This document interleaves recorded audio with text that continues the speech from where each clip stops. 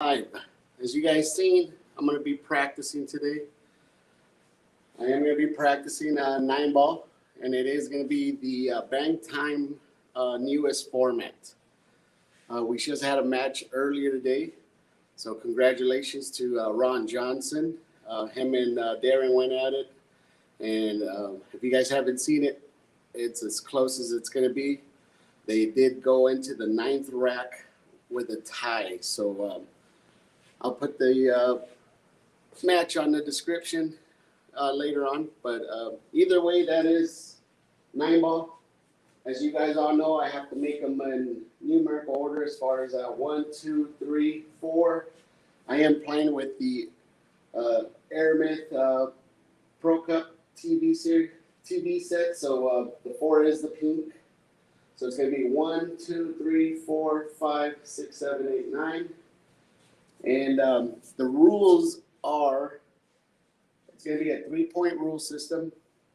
The 9, the 1, the 9, and the 2 are the only ones that are going to be about the same. So I have to spot the 1 in the front, of course, the 9 in the middle, and the 2 in the back. And another thing that I have to do is spot the 9, put the 9 on the spot. So, and then the 3-point rule system is I have to either make a ball or a couple balls, and then the rest have to pass the string right here. So if nothing goes in, 3 balls at least have to pass the head string right here. If I make 2 balls, only 1 ball has to pass. If and like that. But it's got to be a 3-point rule system. So that's exactly what I'm actually going to be practicing for. And what I'm going to be playing with, I'm going to be playing with the with my Viking, and I am going to be playing with the 12.5 carbon fiber Siege. And then I'm going to be breaking with the Redline BK Rush. So that is the tools I'm going to be using. And like I said, wish me luck. They had a match today. I am going to be doing 9 racks. I don't know if I'm going to be doing more. I'd like to welcome Andrew that's watching. What's up, buddy? So Andrew, and then I got David, American Hustle. So I'm about to start. This is going to be rack 1. I don't know if I'm going to get too into the graphics. I'll be letting you guys know as far as keeping track. So what's up, David? I'm just getting ready to practice, bud. So good luck, guys. I'm going to go ahead and rack them up. And like I said, the 3-point rule system, all that, everything's going to be intact. So I got to make sure I do that. And I am going to do the full 9 racks. And we'll see what my score is. I can't remember Ron Johnson. Andrew, if you remember Ron Johnson's, I know it was in the 40s. I'm going to see if I can at least beat that today. Like I said, it's not going to be easy because the table's not breaking that great. So, and I haven't shot 1 ball today either, by the way. This is the first time I just have covered it. All right, I'm going to go ahead and rack. Like I said, the 1 in the front, these aren't going to matter. I'm going to put the 9 in the spot.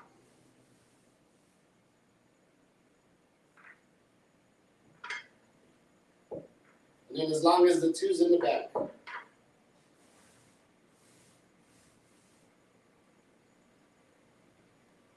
One thing I have to make sure is that it's a tight rack.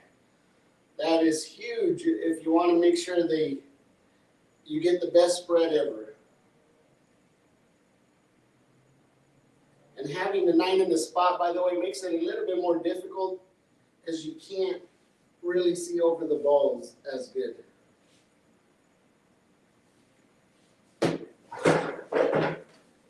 All right, this is going to be rack 1.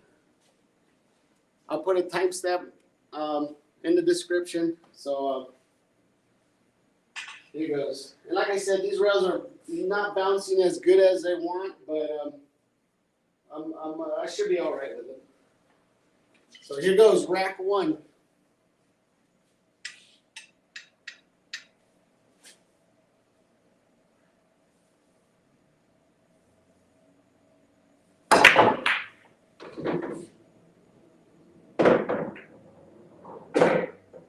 All right, I made a ball in the pocket, so that's 1 point. The 2 cross the line, and the 1 is touching. So that is a legal break. So everything's good. I'm not happy where the 6 is at, but it's not in that difficult of a place. The 4s right here, I already made the 3. So I'm basically gonna have to make the 1, 2, 4, 5, 6, 7, 8, 9.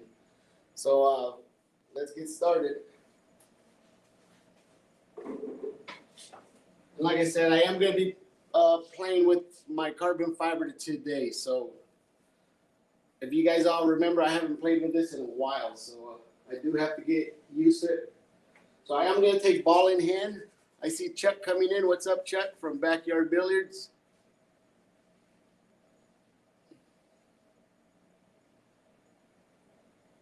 Then there's Chuck saying hi to everybody. What's up, Chuck? Oh, we got Rick Ward as well. Oh, 41. So that is the score I'm trying to beat. Oh, 41 or 42. So let's just go with 43. So I'm going to try to beat 43.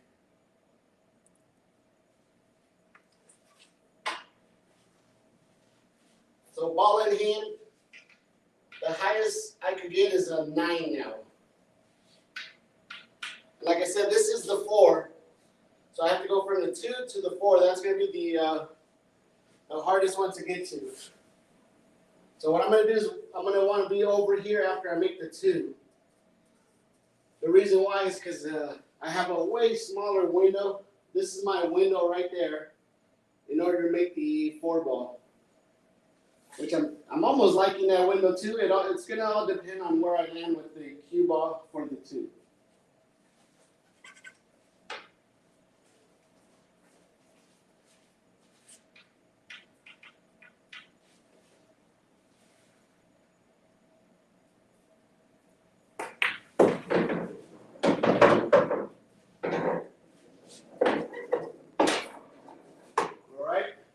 I'm going to go for this smaller window.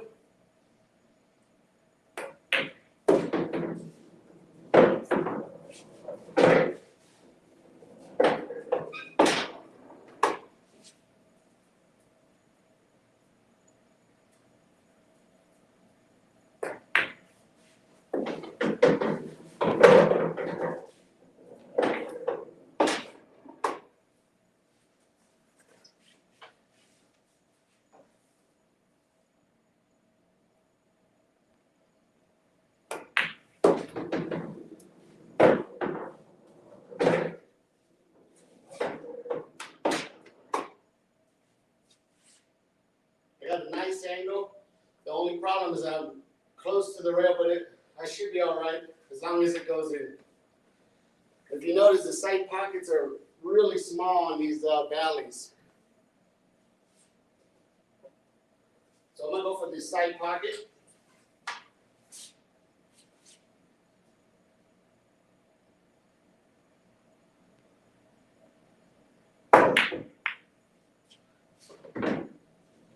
All right. That does count, by the way, because we are playing 9-ball. So I did get lucky on that one lucky point, but I don't like where the 6 is at. I'm going to try to carry them off and then make the 7-ball. Hopefully I don't scratch.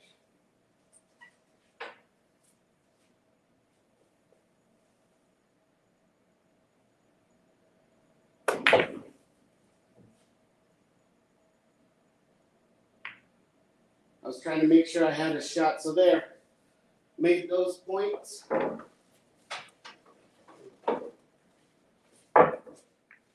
got 6.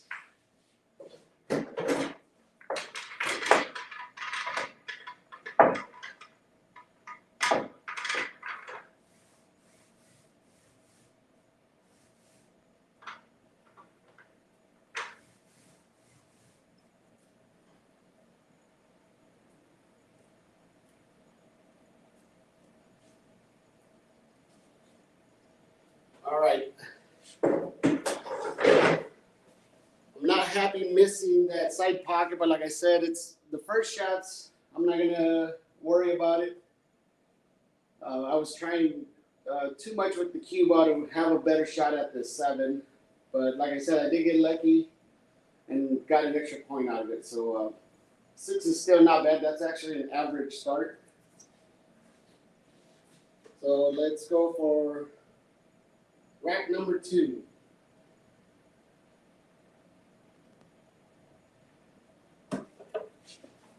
All right, this is rack number 2.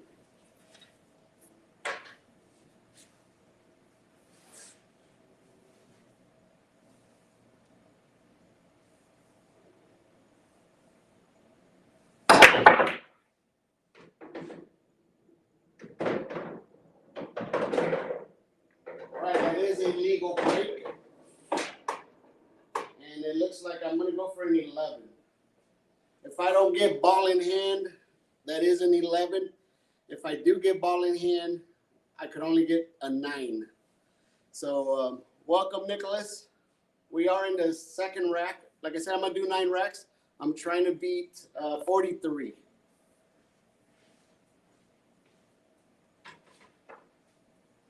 I did get a 61 on the last time I did this with the same format. But like I said, for now, I'm just going to try to get in the 40s. Not try to get in the 40s, of course, but that's the number I'll be happy with right now.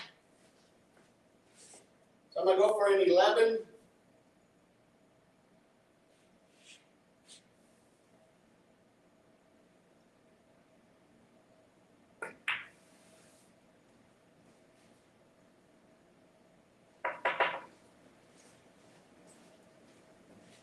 Yeah, right now that's going to be the hardest part, especially because I haven't warmed up. But it is what it is. I'll make it up as I go.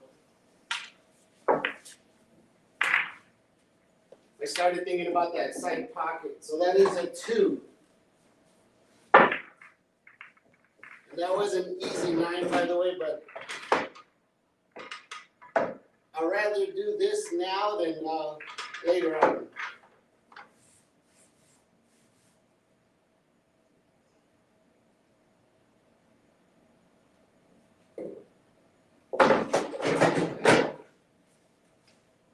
If you guys been with me for a while, you guys know I do not practice too hard. I just take everything nice and loose. But when the game or any action that I'm in, that's a whole different story. So let me add it up. That's 8.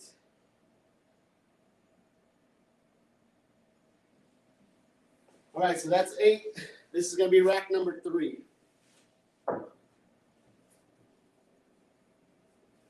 So far, I like the breaks, by the way. So I am happy with the break.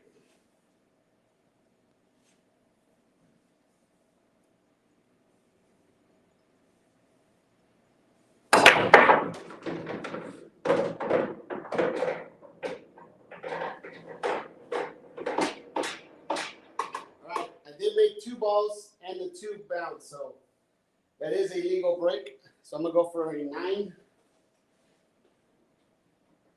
I did end up scratching, so I am gonna take ball in hand. Everything looks pretty easy, so I'm hoping to make up for the for that bad run I had.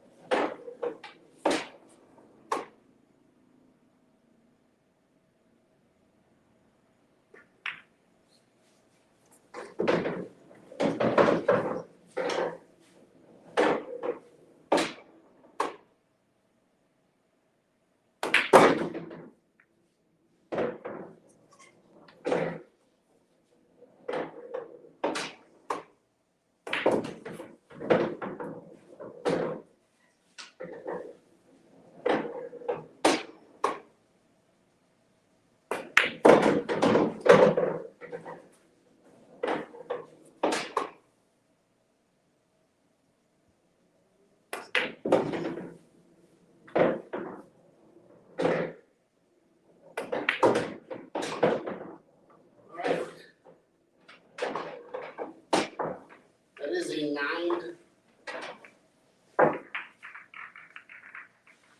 Everything good, went good, especially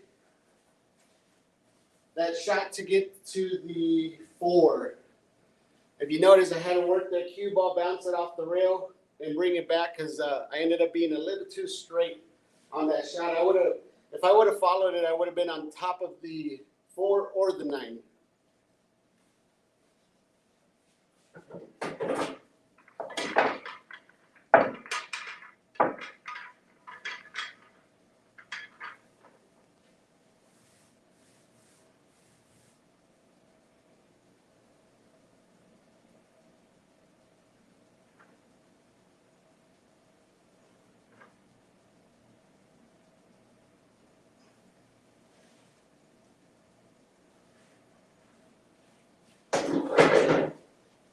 That's why, like I said, guys, I don't beat myself up when I practice. I mean, that 2 points earlier, you know, when you know how you could play, and you know, I'm just loosening up. Like I said, after shooting a couple more racks, I mean, that 2 ball would have been a piece of cake. Not only that, my confidence would have been way up there.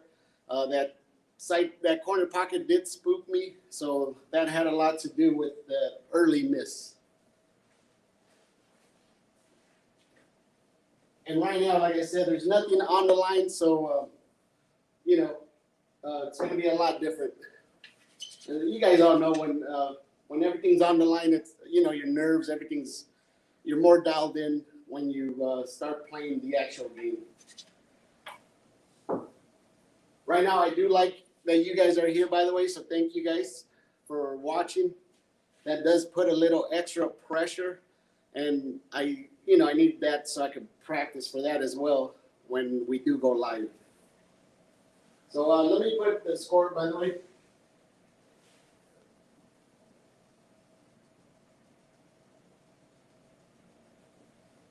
All right, we're at 17, and this is going to be rack number 4. So this is rack number 4.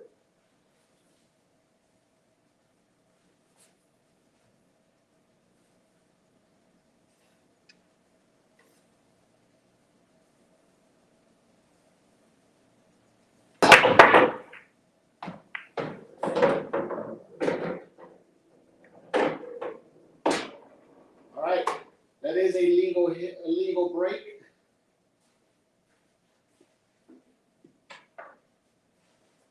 I do have the garage door open, so there's going to be a couple of little gnats and stuff flying around.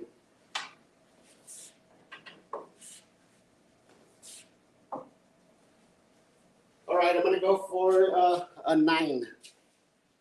Everything looks good. My biggest problem is going to get, it's basically getting to the 3 and the 4. Because the 9 is in a bad spot. When you have a ball next to a ball to get back to another ball, that comes into play depending on where you end up. So keep an eye on that. That's going to be something to look at.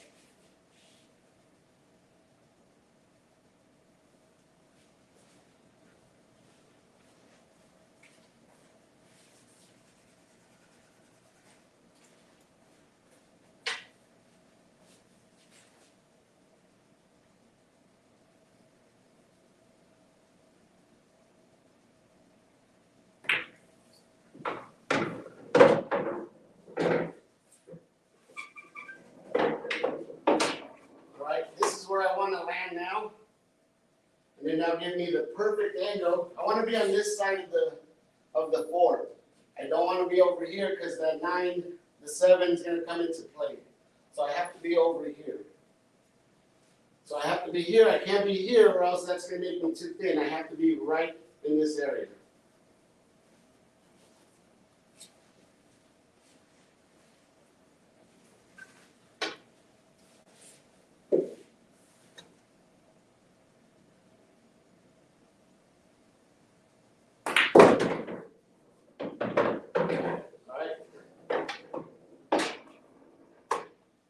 Now I just have to spin it a little bit more because I need to avoid the 7.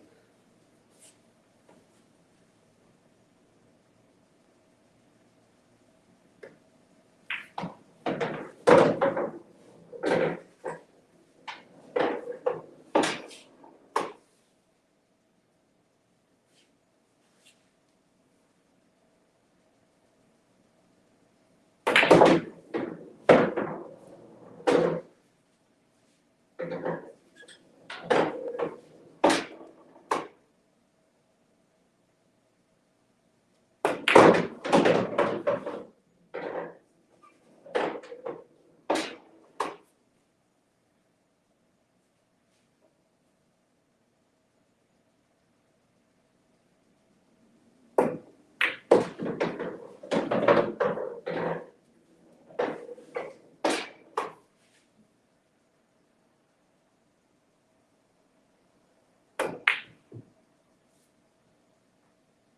in there. That's going to be a 6.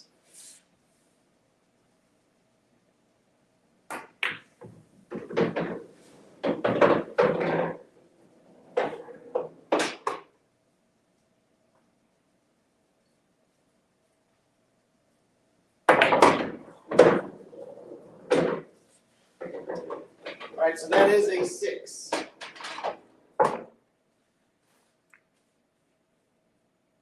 That 7 would have been an easy shot. What happened there is I was trying to loosen up, going back and forth on the table.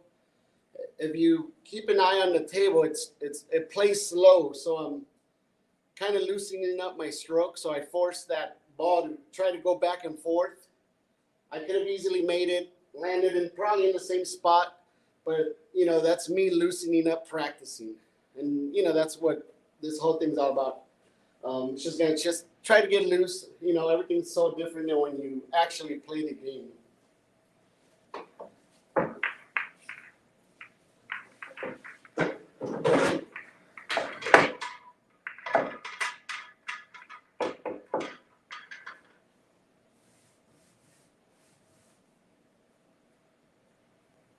Like I said, the breaks have been good. I haven't had to re-break anything, so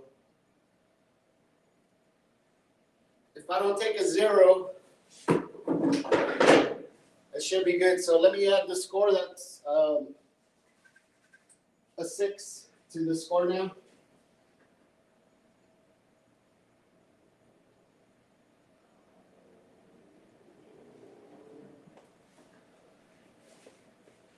All right, so we are at 23, and we're going into rack number 5. And welcome if I haven't seen you guys come in. Sakuna, how are you?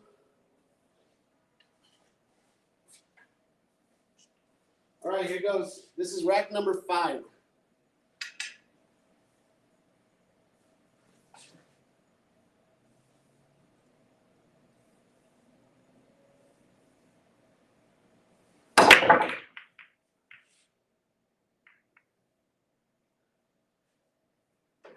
You guys see, this is what happens on this break is the balls hit and they bounce back. So that was not a legal break. Only the 2 and the ball that dropped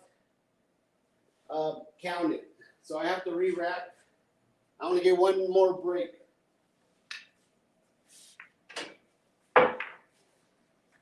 This was bad anyway, so.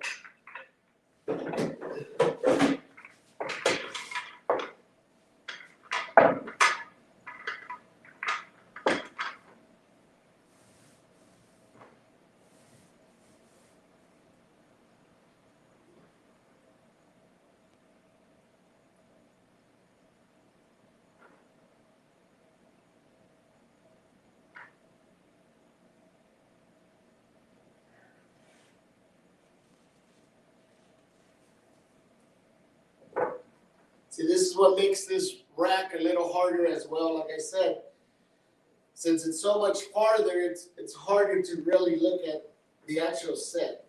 If it's right here, this is where it should be. You can see how much easier it is, but even moving it half a rack more, it makes everything so much different. Because you're not expecting the wing ball to go in on every break as well. That's what makes this format the toughest format that they've had so far.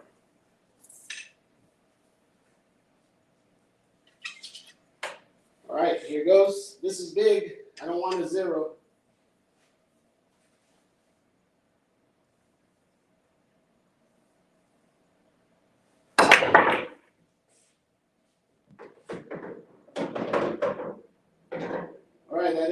illegal hit, a legal break. So I'm gonna go ahead and take ball in hand. And one ball's in a bad spot. 3 balls in a bad spot, but that's actually workable. I could do a lot with that one, but this one's the one that's difficult.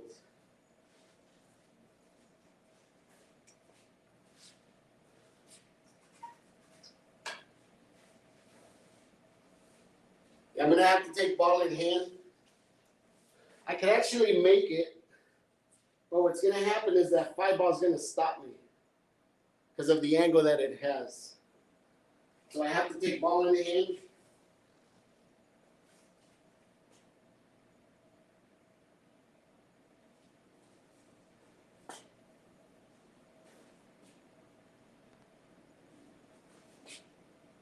Yeah, it's still not an easy shot. See, I can't even hit it from over here because, like I said, that 5 ball is going to end up stopping me if I go from the other way. So I'm going to have to combo the 6 or come around it. I could actually try to come around in 3 rails or try to go for a breakout on the 3 right now. Because, you always want to avoid the banks, the combos. So here goes.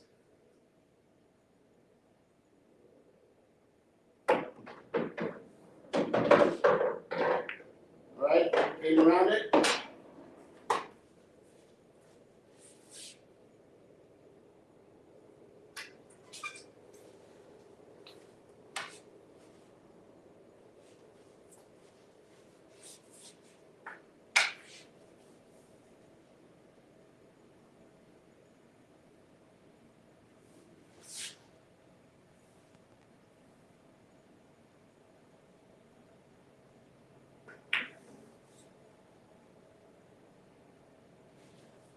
And yeah, I didn't hit it that hard.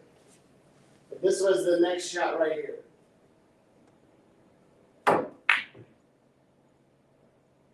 So let's go to rack 6. That was an ugly rack, so 2. I didn't shoot that with a lot of confidence, and these little gnats are getting me mad. There wasn't no room in the pocket. I was trying to play it off the rail, but I couldn't hit it too hard.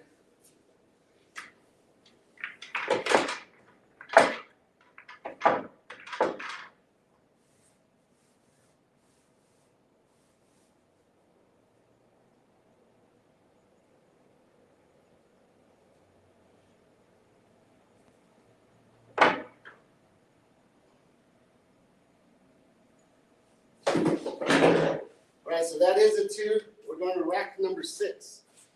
And if you guys noticed, probably from watching the actual tournament today, it was very stressful. I mean, just the break alone could break you down because you're just trying to be compliant with the break. And, then you get to the situation where you have to make a tough shot and you're already mentally drained. And that's kind of what I've seen a lot today, especially when it got to the later rounds. So I want to try to avoid that. So I want to try to figure out how to stay mentally fresh, even if I have to take back-to-back, redos on the break.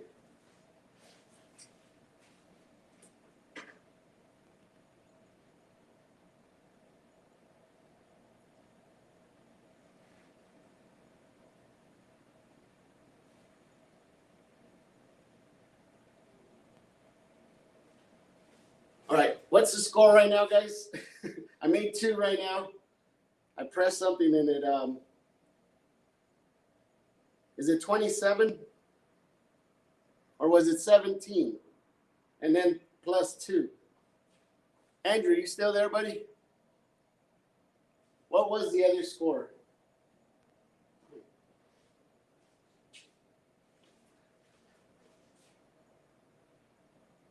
You guys remember what the other score was? And then plus 2, whatever the other one was. You know what? It's 25 because it was 23, and then now we go to 25.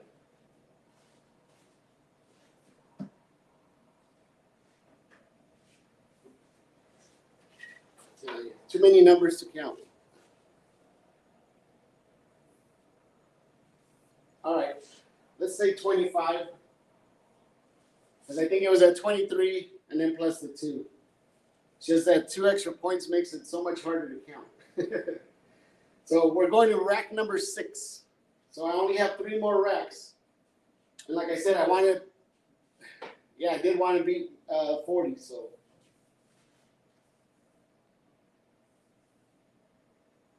There it is, and I'm moving now. That's the second one.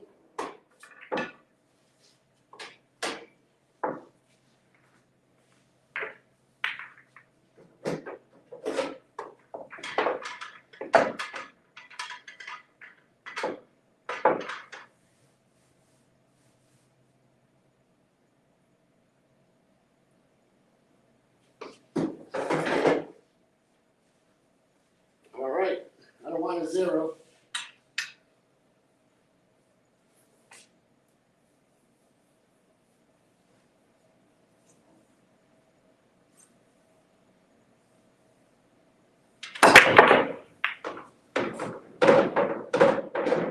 Right, that is a legal break. But this is what's going to happen is you're going to have to let that cue ball get loose because they're so much harder to control it when you're using that much force. But like I said, I'd rather take that and this kind of spread any day than take a 0.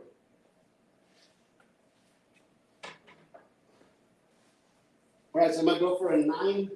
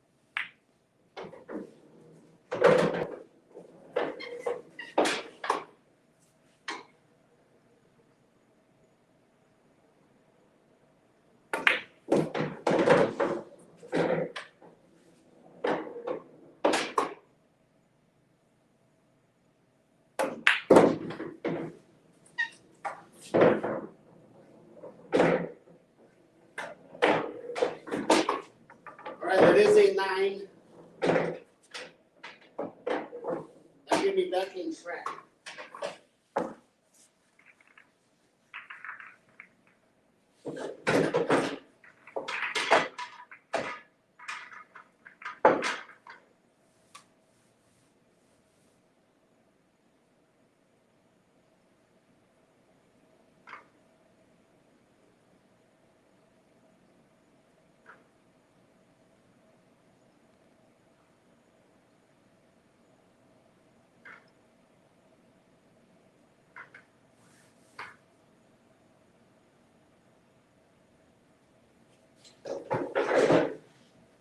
All right, let me update the score.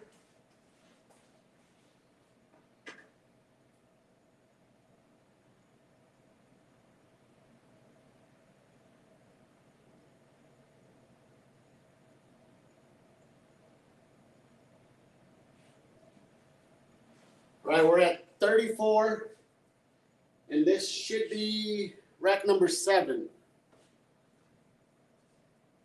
That's correct, right? Rack number 7. All right, I see it. Thanks, Rick. And by the way, Rick, I've seen that you're from California as well, right?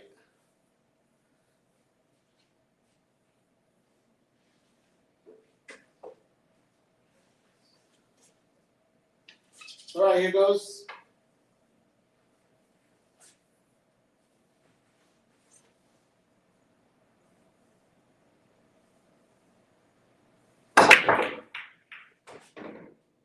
All right, that is a legal break. I'm going to go ahead and take the 7. Everything way good. I don't like where the 1's at. So I'm just going to go ahead and take the 7. And then, like I said, you want to avoid the combos. So that is a 7.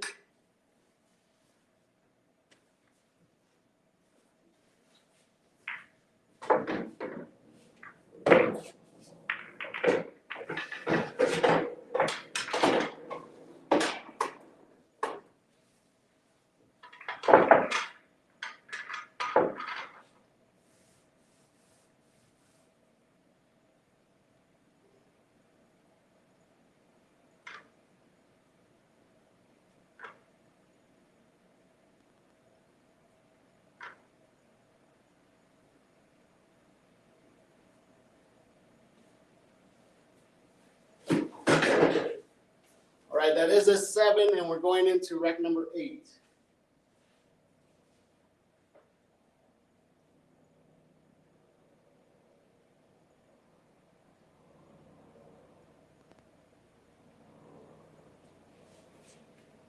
All right, we're at 41.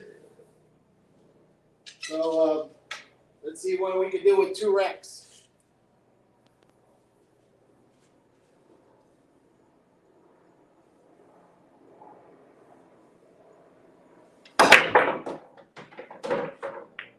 All right, that is a legal break.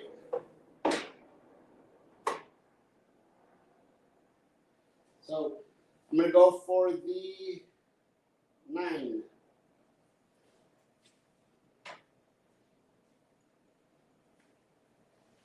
Everything looks good. The hardest ball on the table is going to be the 7. I'm thinking whether to move it with the 3 ball, but you know, I don't want to do too much because stuff like that can get you in trouble.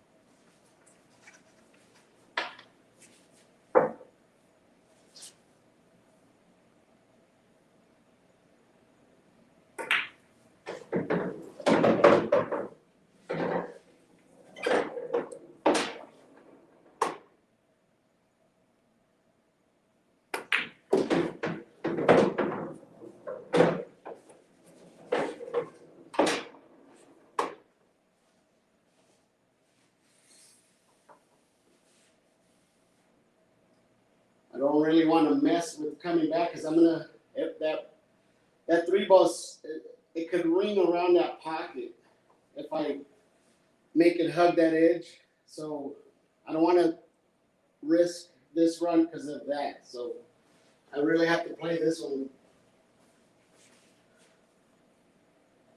I gotta be smart with this one. I could come back here. I still got this pocket and I got that pocket. Like I said, if I come this way, it could ring around and it could cost me the run. So I'm gonna probably try to come this way. Like I said, I have the side pocket and the corner pocket.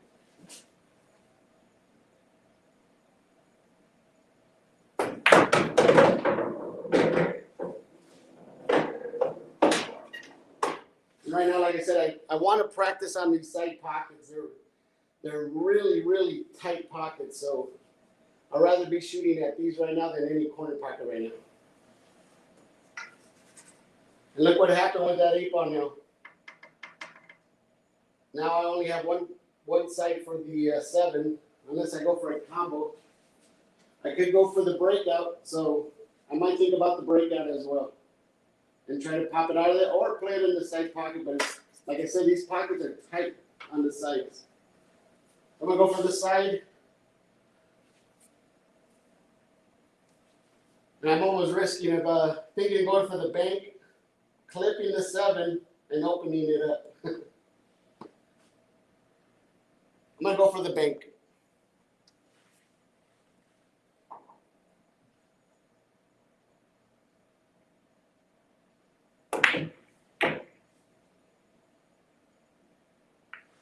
Like I said, I wanted to clip the 7 and then open it, but right now it's practice. This is when I could do stuff like that.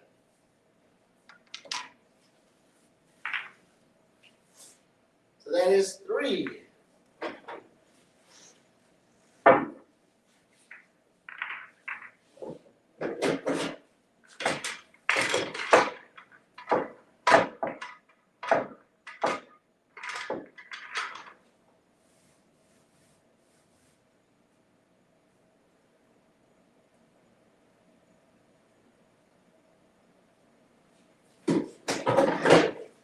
All right, I beat the score I wanted to beat, so I'm good with that. Let me finish off the rack. All right, that's 44. Like I said, I want to practice the banks. I want to practice all that stuff, so I'm doing more stuff. I'm going to do another set, and then I should beat the whatever I get right now on the next set.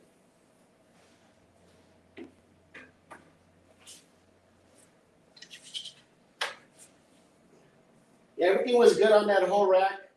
It's just I was trying to do something with that. Like I said, if I put myself, make the 4, come off the rail, and give me the angle, I could actually, I could have actually came back and broke it out of there, and then probably most likely make it over here. But right now, I wanted to try the bank on this side and clipping the 7. So here goes. This is the final rack. And I haven't got no zeros, so that's really good.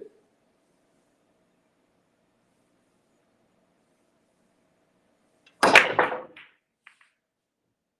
right, that is a good break. I do want to start controlling the cue ball as well, because 11s are going to be big in this game. So I'm going to take ball in hand.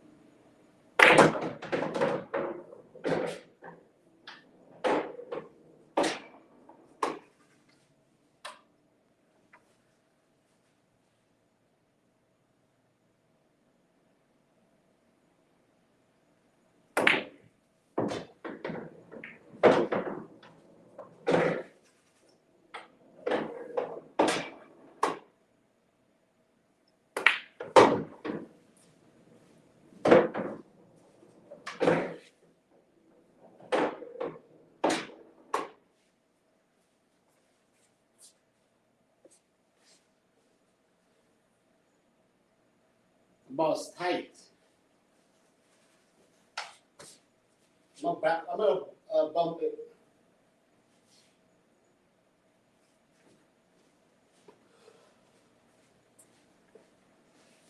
In order to make that, I literally have to land straight on it for my chances to be better. I have the angle where I could bump it, but you know, we never know where it's going to be. I could be behind the 8 ball.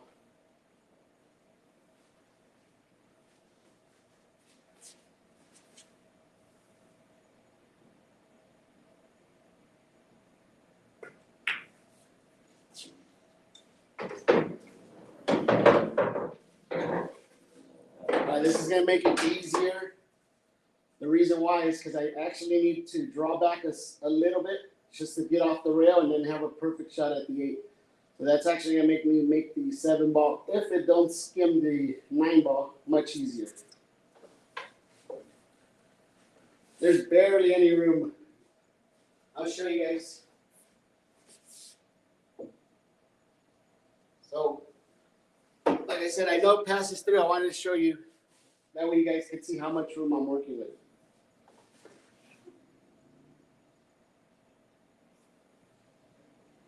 And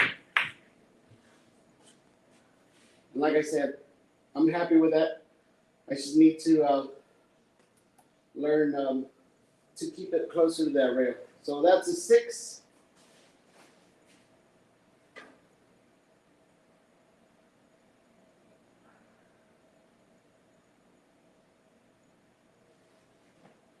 All right, that is a 50.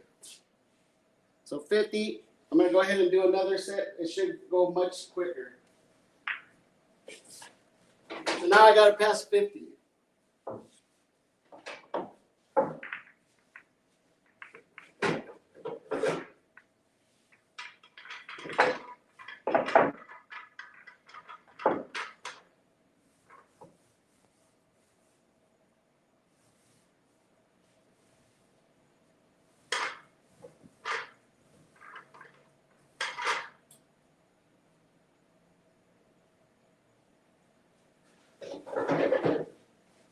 All right, rack number 1.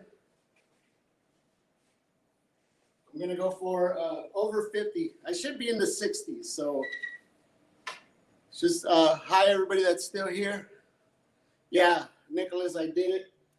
And like I said, there's about 3 things that I'm taking from this right now. One of them is I didn't get no zeros.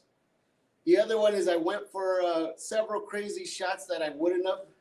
And another thing is I'm actually playing with my carbon fiber. And if you guys ever see me, I don't ever shoot with that during the actual match. I like practicing with it. I haven't had a good feel for it. So if I could tell you guys what it feels like, it's basically like using, the way I could describe it is like trying to shoot with a rebar. There's no there's no deflection. There's no anything. So a lot of those shots on a regular shaft, I feel I can make them much easier because I have a better feel of the shaft. Like I said, the carbon fiber is so hard to. You have to have clean hands as well when you're messing with the carbon fiber. If you notice, my hands are super dirty, so I can feel every grimy stuff that goes right by the shaft. So so that kind of gives me a higher score in my mind because I know I would have done way more shots than what I did. But that's why I like practicing with that because I know it makes my game more difficult, when I'm practicing. So here goes. I'm gonna go rack number 1, second set. So I'm gonna go for a higher than 50. I'm gonna try to beat my old score is 61. I've only done this 4 times now. So the 3rd time I got up to 61. So I'm going to try to get in the 60s with this one.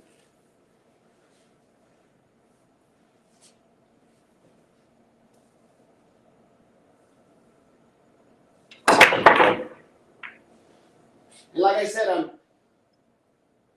I'm controlling the break as well. I had too many scratches, but I didn't get no zeros. So give or take, I'm doing all right now with that. This is what I'm looking at now, but I am going to go for an 11 right now.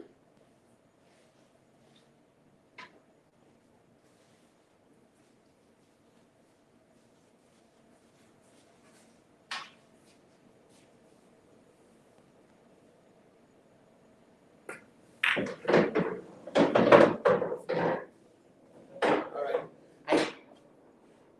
Just so you guys know, I did play that way. The reason why is because I needed that angle that you see right there. And I knew that one ball was going to stay on that rail, and that's why I pushed it through.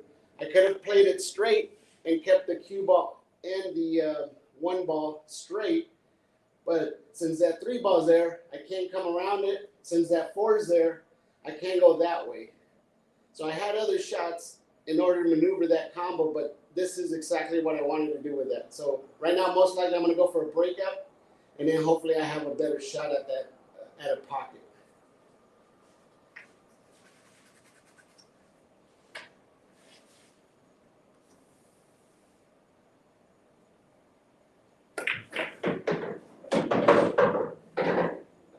All right, and there's the bank that I'm practicing.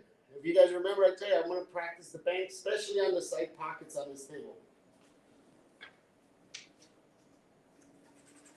I might make it coming off the three ball, or I might cut in the three ball. We'll see how short the table is banking right now.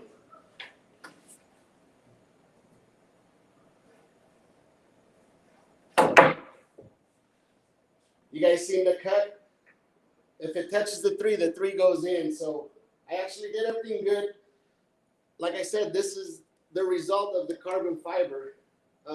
It grabbed that little bit of draw that I put just so I could come away from the ball, and look where I'm at. I'm not happy where it landed, but like I said, that right there is what I'm talking about, where it's going to make my game more difficult right now, trying to maneuver that cue ball.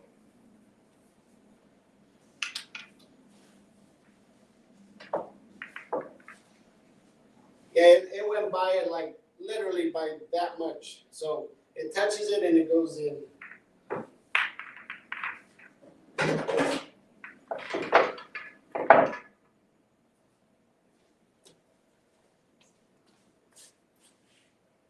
How many balls was that, by the way? I know I made the one ball. Was it one?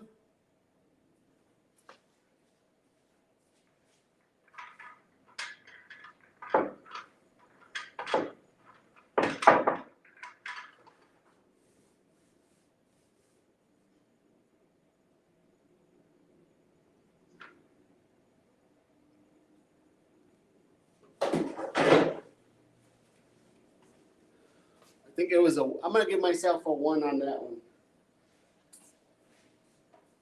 All right, rack number 1, 1.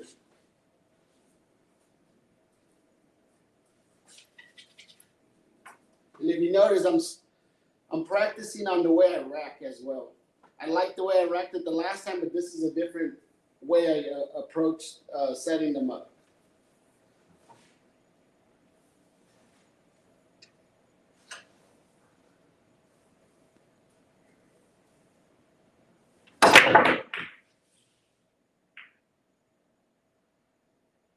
All right, that's one try.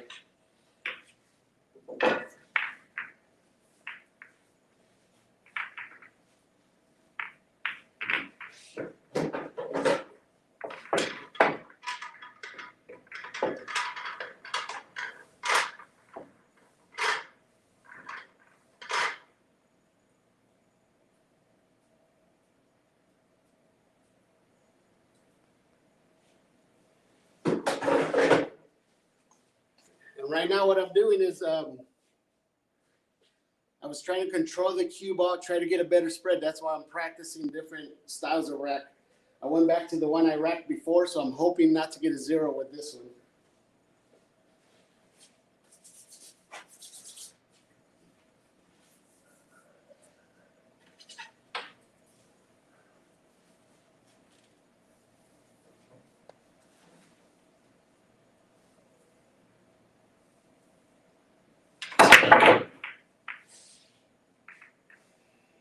Zero. There's the hits that I tell you guys on the side pockets. Look at the difference in the spread. So I'm at 1 at rack number 3.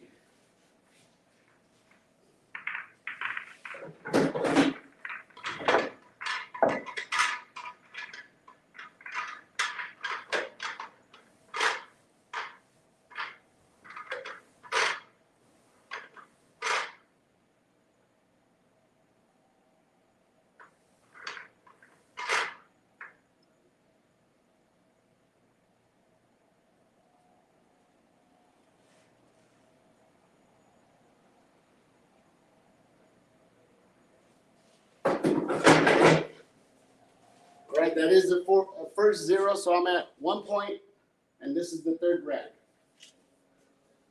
So now I should put more pressure on myself because I do want to get over 50 now at least.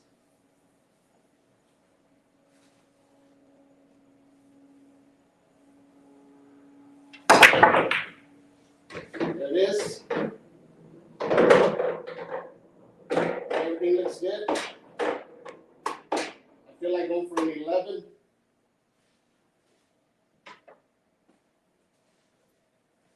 This is where it gets tricky.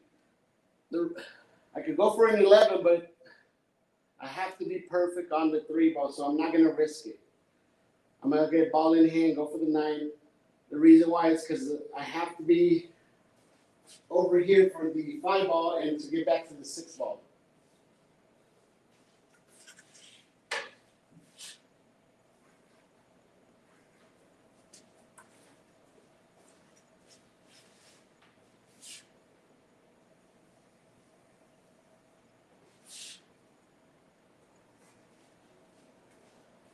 You know what? No guts, no glory. I'm going to go for the 11.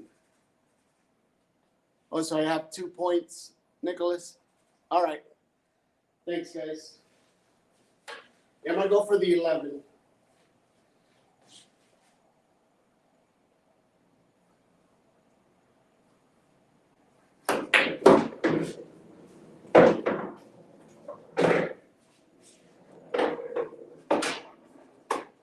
If you notice, I had a good feeling I was going to land in that area. That's why I felt like going for it. But now I have to be perfect and not be behind the 8 ball. So I could either draw back for it or play it off the rail and then bounce right here, which will leave me perfect.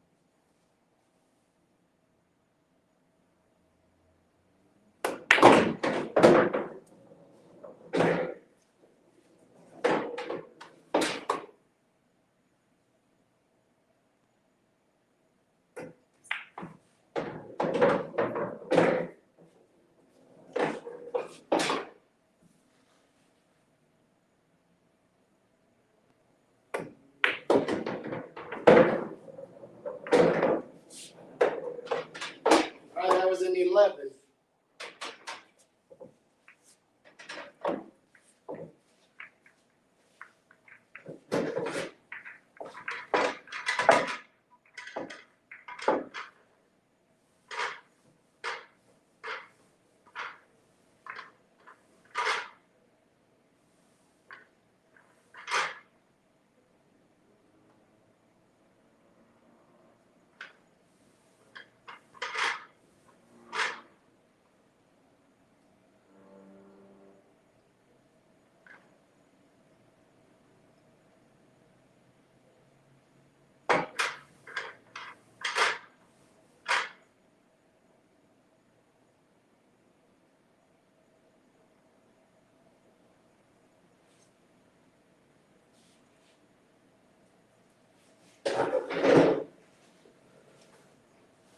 All right, so that was an 11.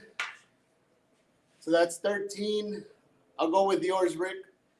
So 13, we're going into rack number 4. Thanks for keeping score, by the way. There it is. That's the score. 13. Going into rack number 4. Welcome. Ouch. Hope everything goes well. You get your power back. I know you guys are getting probably some fires up there. All right, here goes. And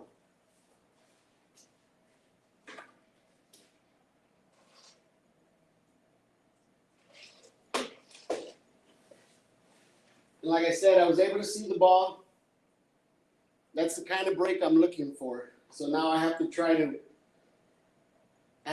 dial in that same break that I did earlier.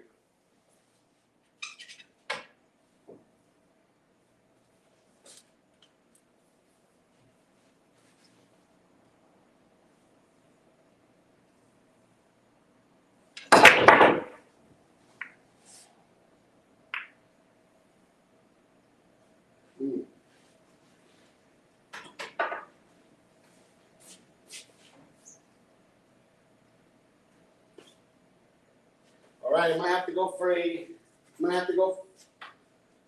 9.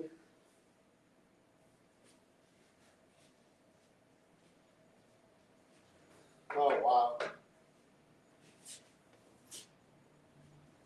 The ball barely goes by, as you can see.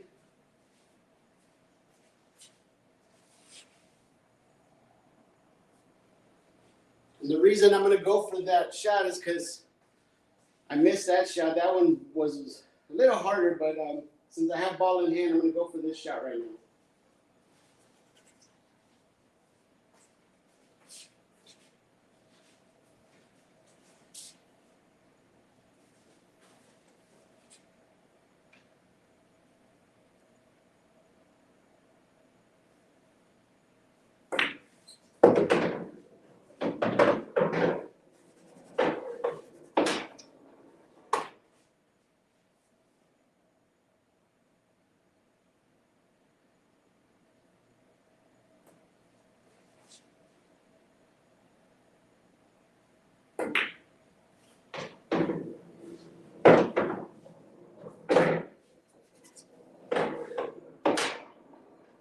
I'm gonna go for the cut, maybe make the 3 and a 4 at the same time. I'm hoping not to be behind the 7.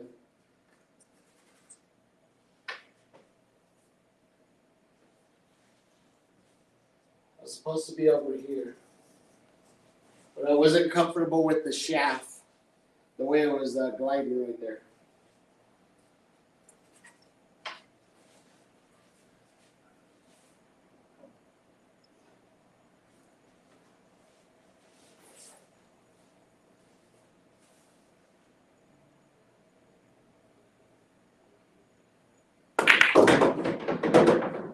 There it is. Like I said, I knew I was going to make one of those balls plus the ball there, so I'm happy with the way I controlled that whole sequence that you see right there.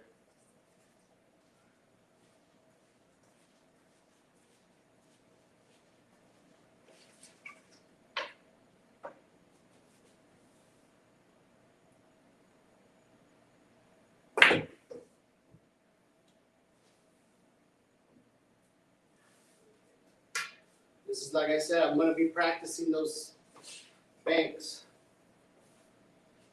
Count them right now. That's 4 down.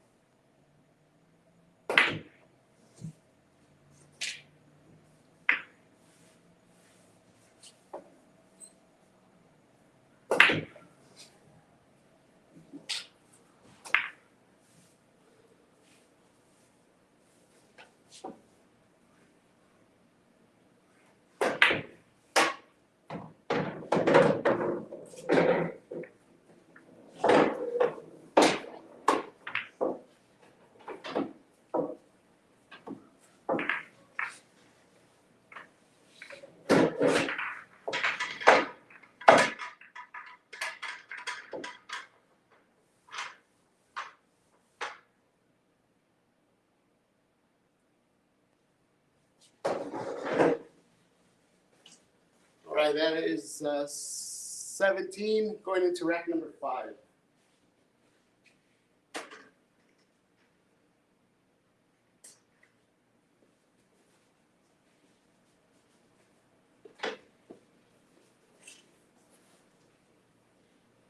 All right, here's where I have to keep the average above 5. So I can't stay in the 4s. So right now, that's basically what I'm concentrating is making more than five balls instead of trying in my mind to have to get a 9 or an 11. That would kind of save me for a longer wrecks.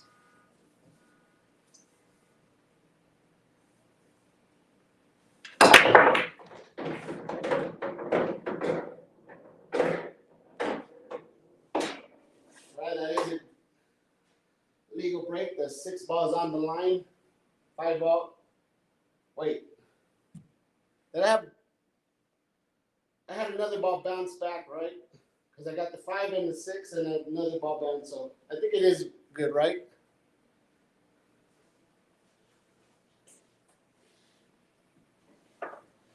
Sometimes you're trying to keep track of a certain ball. I think it is good. I think I had another ball bounce way back there. And I had the 5, that, and then of course I scratched. Okay, good. Thanks. So I'm gonna go for a 9.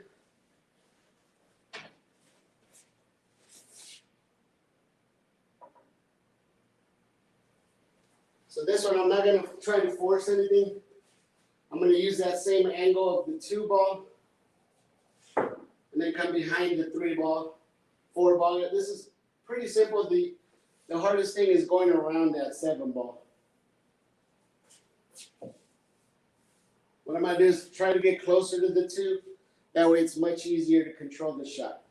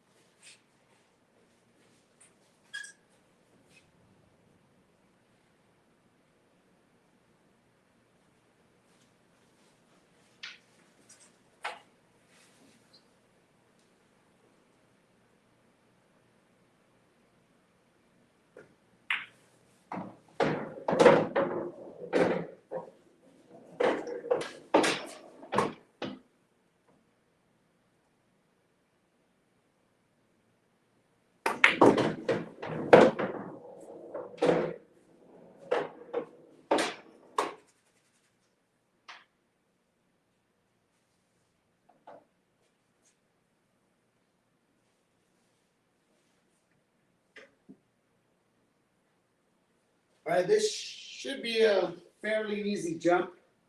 So I'm just gonna go for the jump.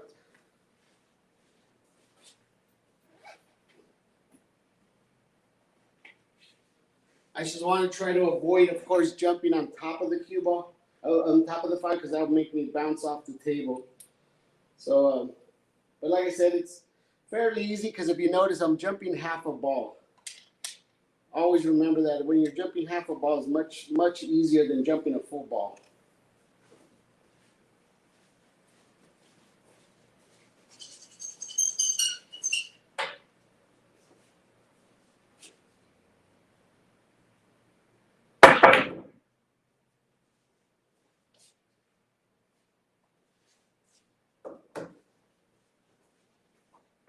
All right.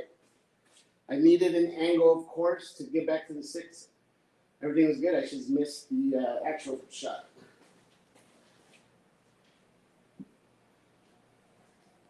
So that is a 5.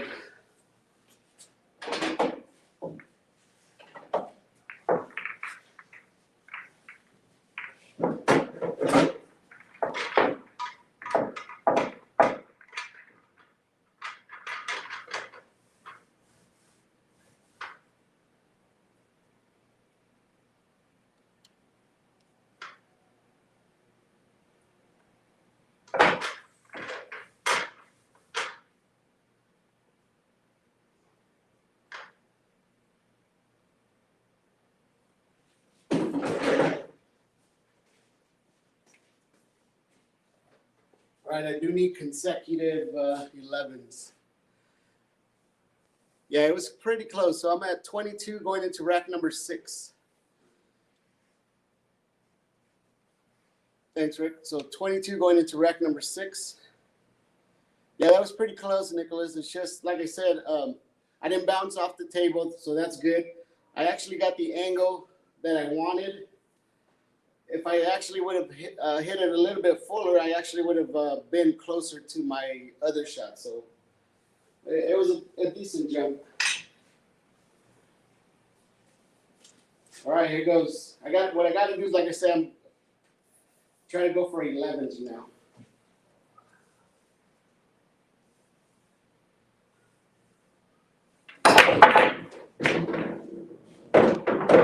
You guys see that? That's exactly what this rack does. They're coming this way, but it hits the corner of the side pockets and then it bounces them back and it holds other balls back. I did make 2 balls, so it is a legal hit. It is a legal break. But if you notice, like I said, it hits balls on the side pockets and then it bounces them back. So I'm gonna go for a 9. This one's gonna be tough because I don't want to combo the. So I'm gonna probably set up for a bank on the 5.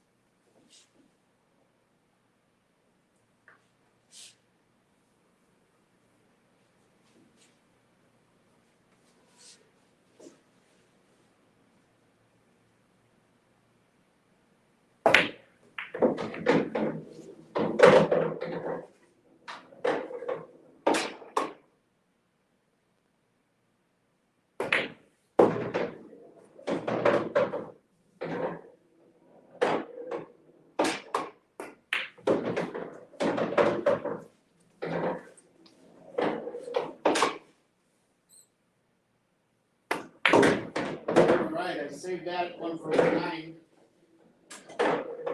So that was big. I like the bump I got on that ball. Especially, like I said, I was avoiding the 5-9 combo.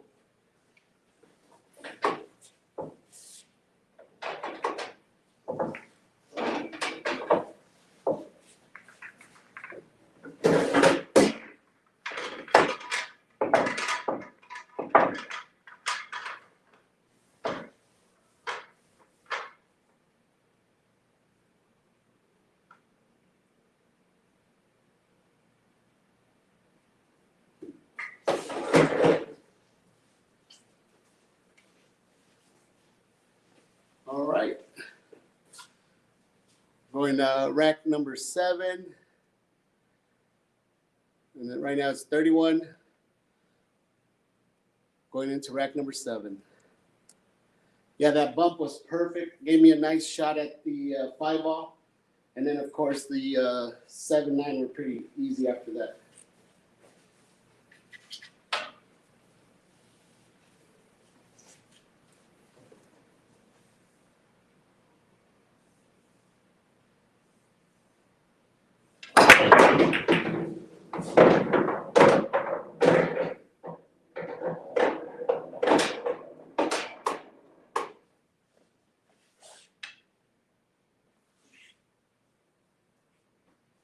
I'm going to go for a 9, another 9.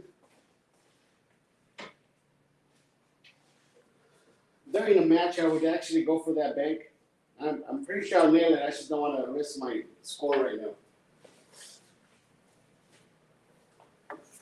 All I gotta do is shorten down the bank, put some bottom left. It'll draw me away from it. But like I said, I'm just gonna get ball in the hand right now. And this is the actual shot right here.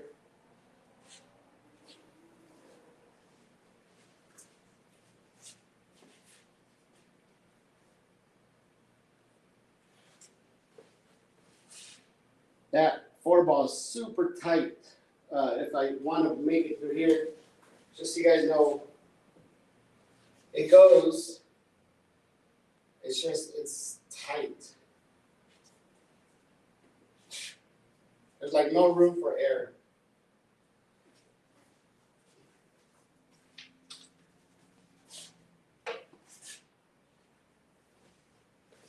All right, I'm gonna squeeze it by the 6.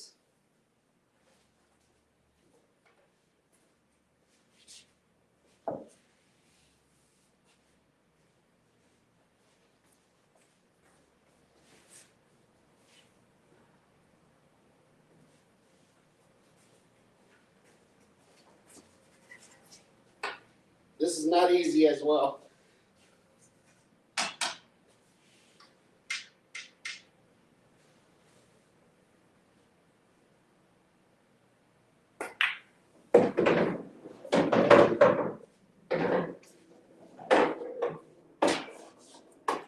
All right, I didn't give myself that much of an angle. So now I'm gonna have to create. Now I have to create my own angle.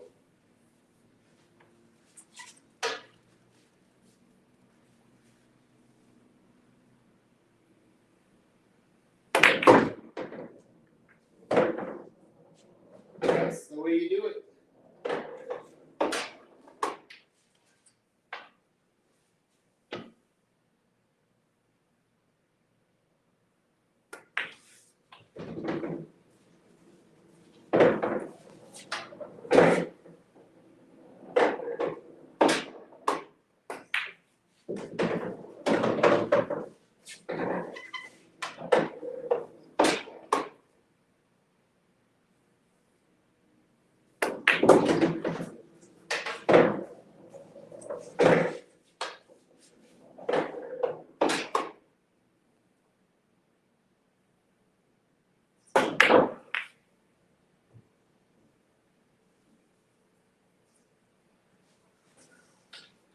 All right, that's 7.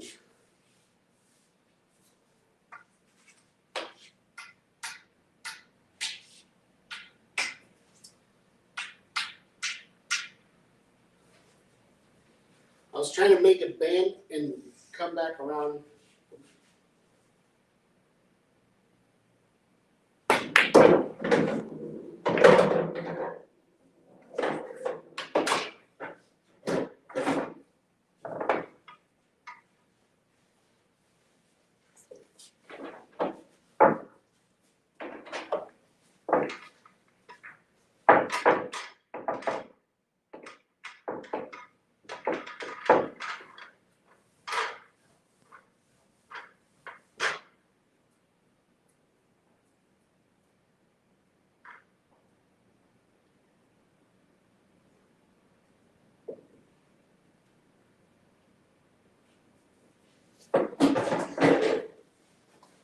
All right, that was like I said, that draw.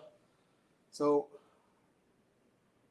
we're at 38, going into rack number 8. Thanks, Rick.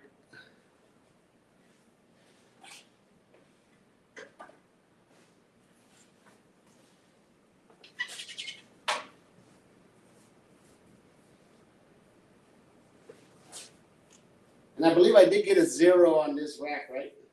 So I got two more racks.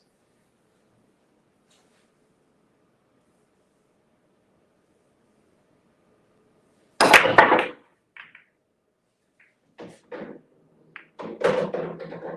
right.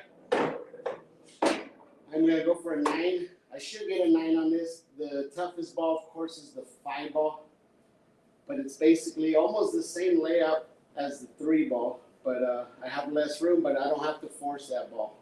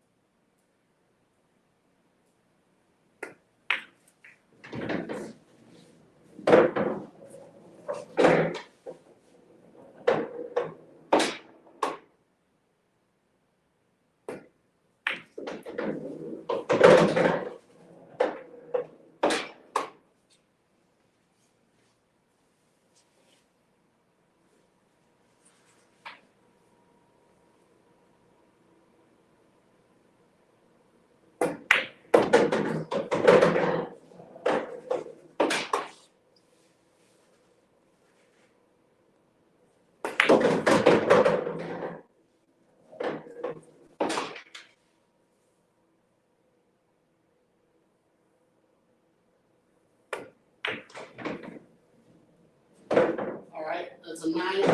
And if you guys notice,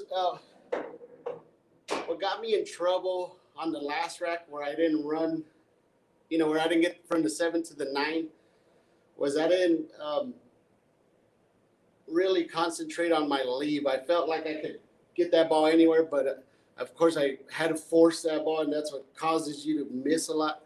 So that's why on this one I took my time, and during the match, that's basically what I'll do is I'll take more time than what I did on the last rack. So that's what happened between this rack and the other rack was I didn't give the 7 that much respect.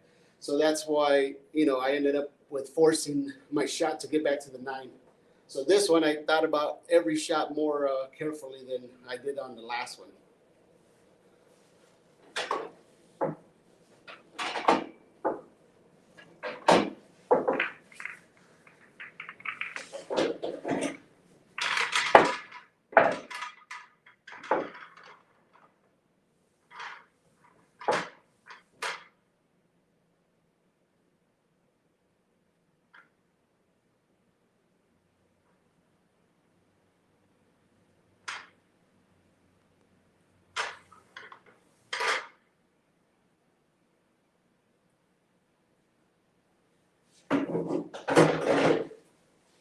All right, we're going into the final rack. There it is, 47. What did I want to beat? I know I wanted to get to 60, but that 0 ain't going to help. But either way, I think I had 50. So all I need is 3 more to beat my old score. So thanks, Rick, again. We got 47 going into rack number 9.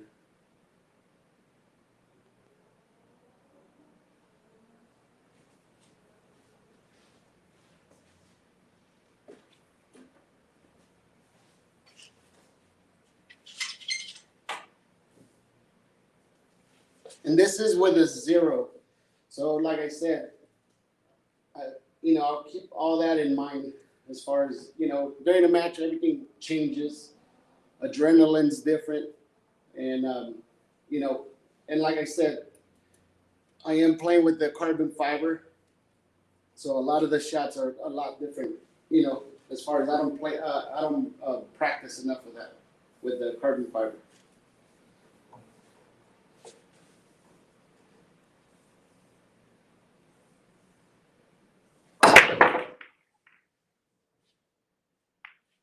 Oh no. All right, that is not a legal break.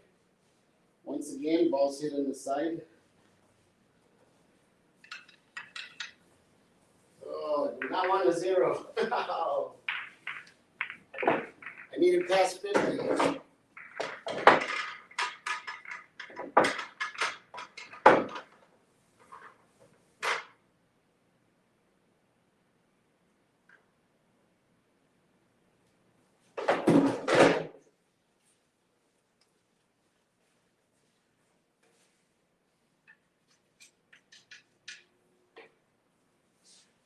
All right, here goes.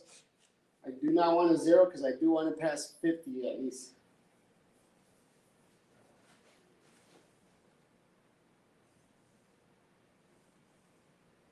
All right, that's going to be a legal hit. That's the 7.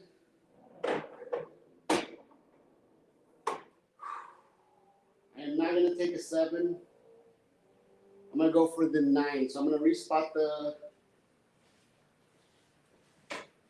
I'm going to go for an 11. I'm going to respot the 9 and then shoot it from where it's at.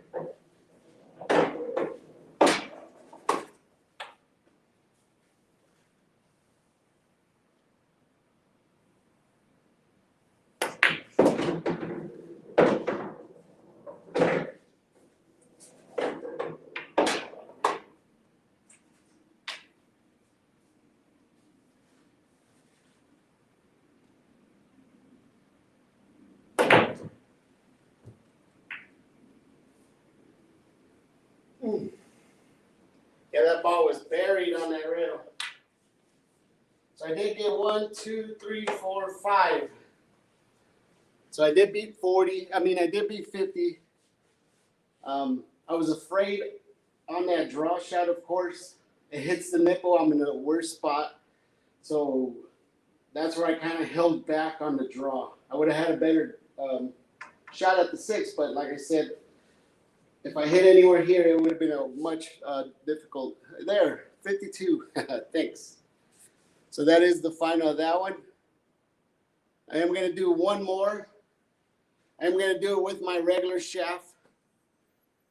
We are playing to go, so I'm not guaranteed to get better, but I'm going to try to beat 52, but I'm going to go with my regular shaft. But you know what? I'm going to stick with the carbon fiber. If you notice, I was moving that cue ball pretty good, so I might as well just stick with it now. I'm controlling that cue ball a lot better than what I was when I started, especially off the rails, spins, and all that. So I'll stick with that one.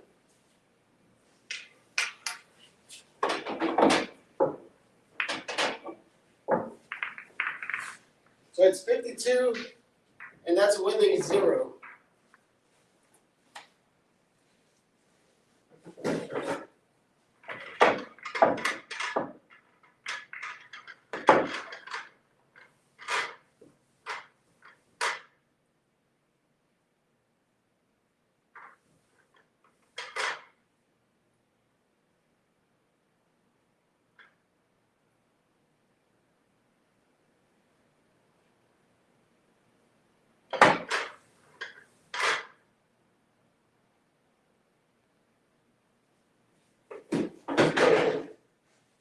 All right, rack number 1, third set.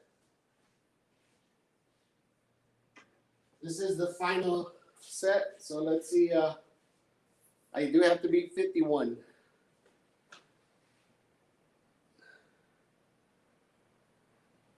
Thanks, Andrew. Oops, sorry. Thanks, Nicholas. So here goes. I'm going to try to beat 52 now.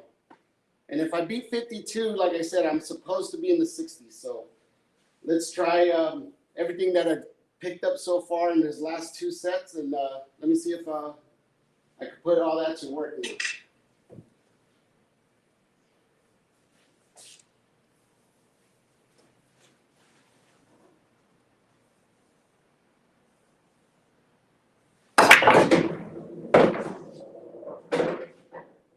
All right, that is a good hit.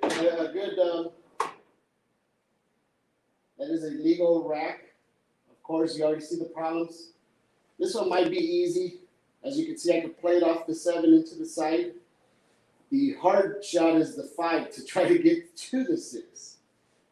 So let's see what happens. I might actually go for a breakout and then try to end on that side of the 5, because I could play rail first. If I could get that 6 ball open more, I could actually play rail first, and they'll give me in the open down here.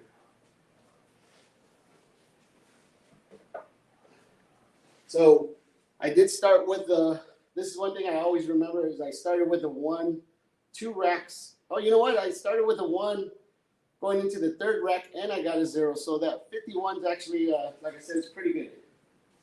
So I'm going to get ball in hand. This right here is my problem ball. And to get to this, to that, that's huge.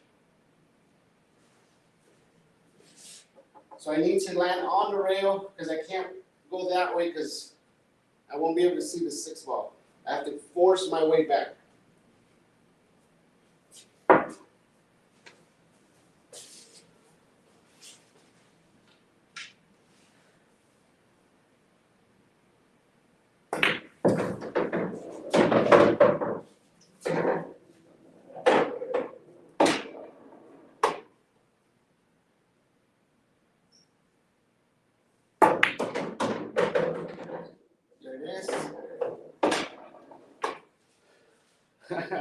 me tell you guys what happened right there. Is that I was so focused on that 5 ball that I forgot about the 4 ball, because I was so focused on how to get to the 5-6, and then I shoot that ball and then I see that 4 staring at me. And that happens during the match sometimes, by the way. You know, when you lose focus and you're so focused on breaking, you know, trying to get this 5-6, you know, so that's something, you know, that I'm gonna keep track of as well. I'd rather have it happen now than, you know, during the tournament or during the actual match. So now I'm gonna have to punish myself and make sure I make that 4 and try to get the shape I wanted, which this was the shape I wanted for the 5 ball.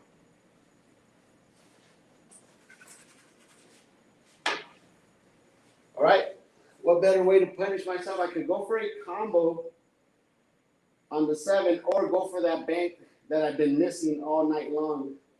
So I might go for the bank instead.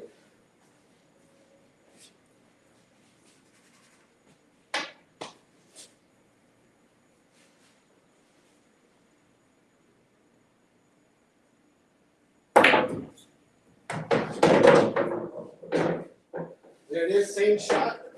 And like I said, I was mad at myself, so I had way more concentration on that bank and the shape because, you know, for what I did.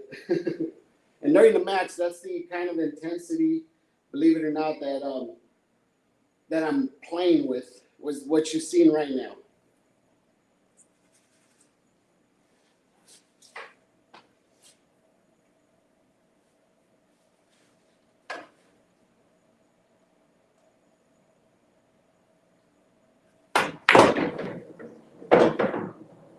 All right, and there it is. Now I have to play it off the 7 in the side pocket.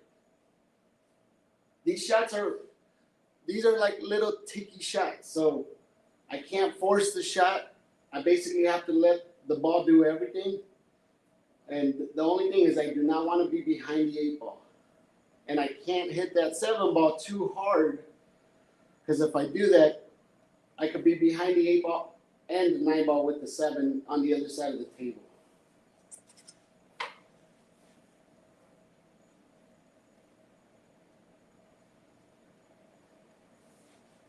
And like I said, that pocket is small. This is not an easy shot at all. Right now I'm thinking whether to go rail first, then the 7, then it trickles in. But if I go rail first, I'm actually having to hit the ball harder, meaning I'm going to make that 7 go farther. So I'm going to try to go rail and ball, and that's going to basically slow me down and slow down the 7 as well.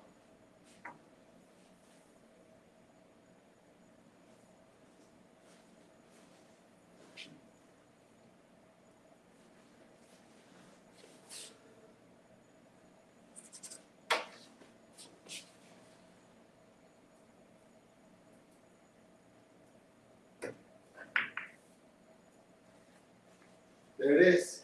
It did everything I wanted. It's just, you know, if the shot's not there, it's not going to go. If I would have been here, it would have been much easier, but I'm happy with the whole result.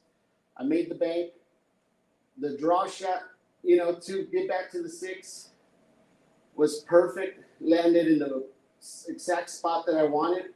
And, you know, everything worked out. It's just, you know, that shot, it was not an easy shot. So that is a 5.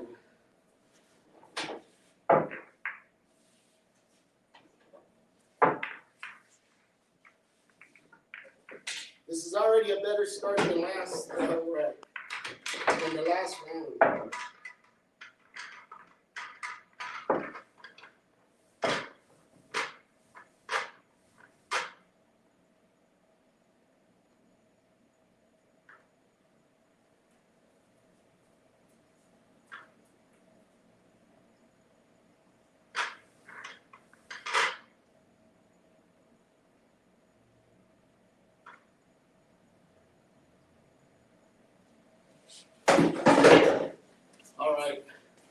So that is rack number 2. There it is, 5. And this is set number 3. And a lot of that shots, by the way, it's me getting used to the carbon fiber as well. I'm getting more used to it. A lot of those shots, I mean, they would have been more difficult on the first set and second set. But now that we're in the third set, that's why I didn't choose to change shafts, because, you know, I was already getting a feel for that carbon fiber. And that's why, like I said, those other 2 shots right before I missed, that's what the result was from. All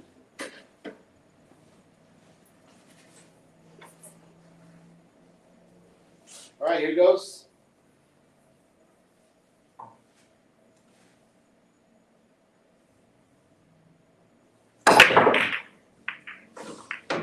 That is a legal break.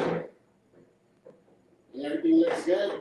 And right now, I'm tempted and going for an 11.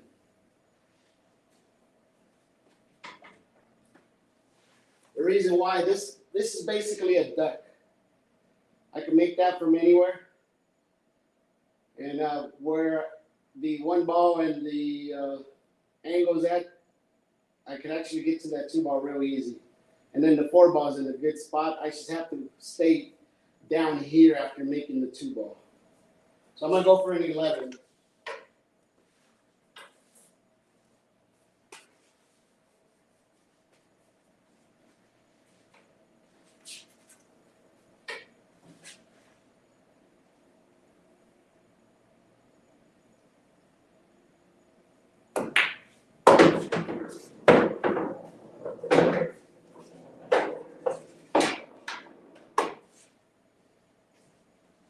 I'm not gonna take that shot for granted.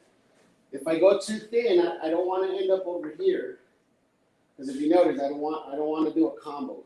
So I'm just coming over here to take down the adrenaline that I used on the last shot, because like I said, it wasn't an easy shot, because if I miss that, I get a 0. You know, I only get whatever I made on the break. So right now, I'm just basically taking my time, come look at it, and then take the adrenaline back down. And then that way I could be able to, you know, shoot this shot a lot more calmer.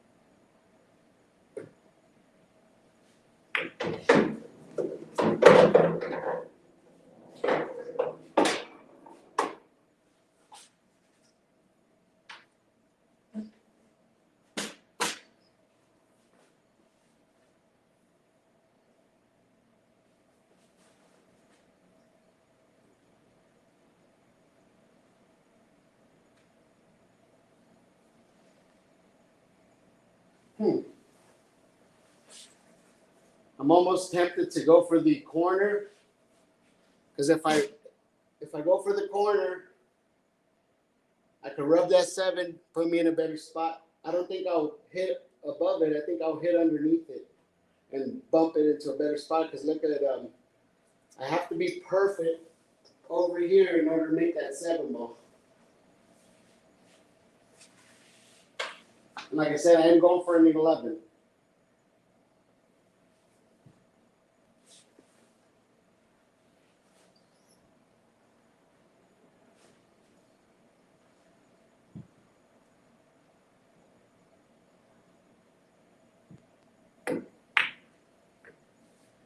There's the bump. It's a little bit off the rail now. So I'm actually happy. I just have to land perfect on the other side. I mean, I'm not happy that I can't make it to the side pocket, but it'll be much easier to make. You know, when they're tucked underneath the rail, they're so easy to bounce off, like the 6 ball did earlier on me when I drew it back. So, you know, when you create that space, it's already a plus.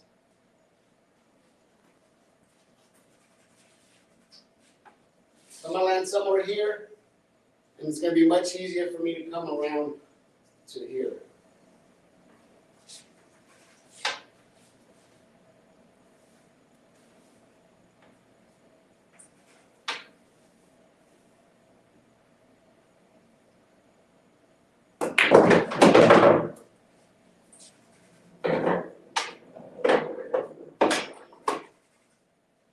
right, plan B.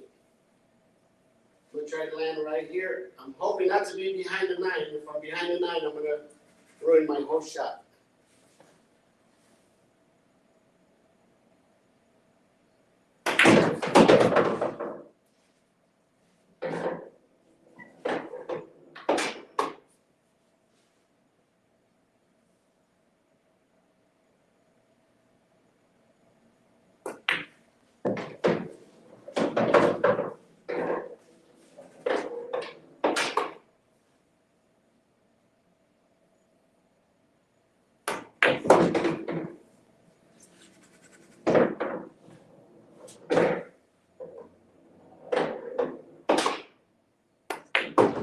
All right.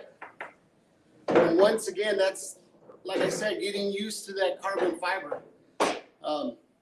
A lot of times people think, oh, he don't know how to play with that carbon fiber, but what they don't know is that I do not practice. Like, this is a lot more than what I do. If I ever practice, I mean, when you guys see me play, that's the only times I actually shoot. But this is already, an hour and 45 minutes of practice, and I'm getting a feel for the shots, the table, the shaft, and that's the results, that you get. So, so far I'm happy. I'm going into rack 3, and that was an 11. Thanks, Nicholas. There it is. That's Andrew's patented lightning bolts, by the way. All right. So Rick, thanks a lot. That's 16 going into rack number 3.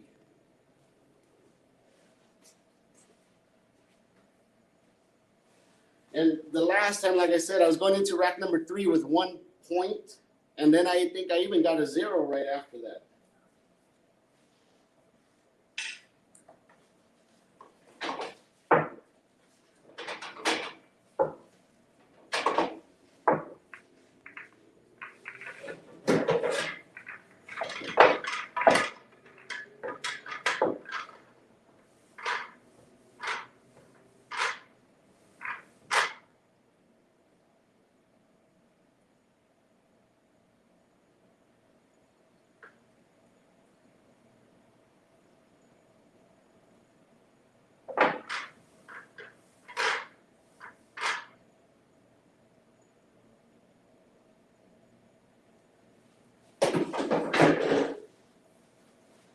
All right.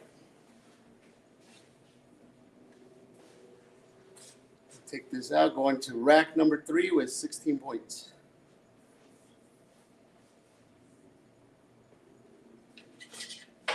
Like I said, I'm looking for 11s now. Right now, I'm putting everything that I practiced on the set number 1, set number 2, and this is where the third set's where I put everything together, and is what you're seeing right now.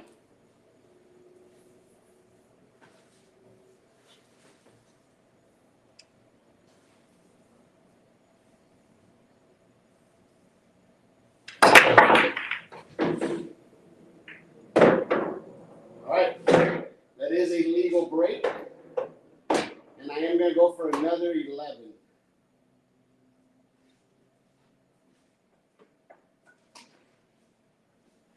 What I like about this rack, the 2 balls in a good spot, I should have to find the perfect angle to not touch the 9 ball and come back out. If you notice, the 3, 8 are wired, so I should have to get perfect over here after making the 2, but the 9, right now the 9's coming into play.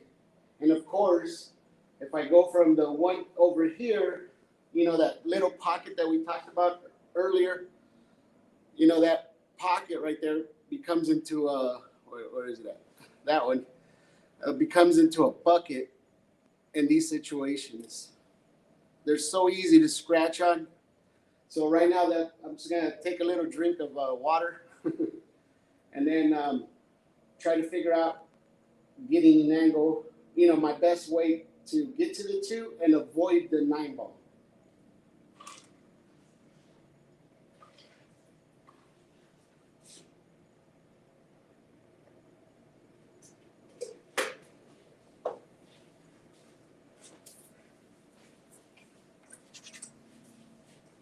this right here would be perfect.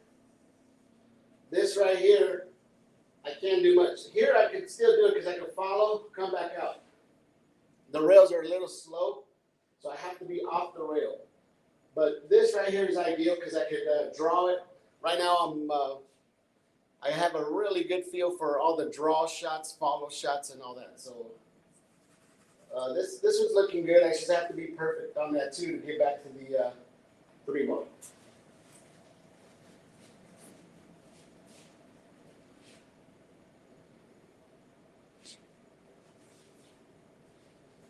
All right.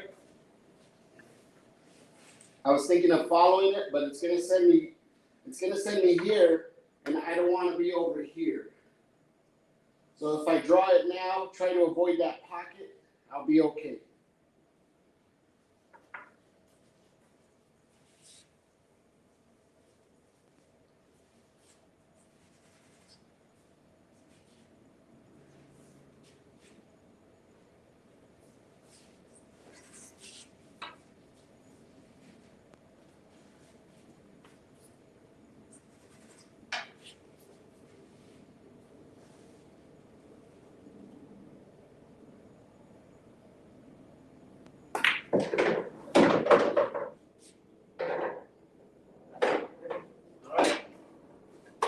That's how I avoid those pockets, and those are the kind of shots that that give Gizmo a heart attack.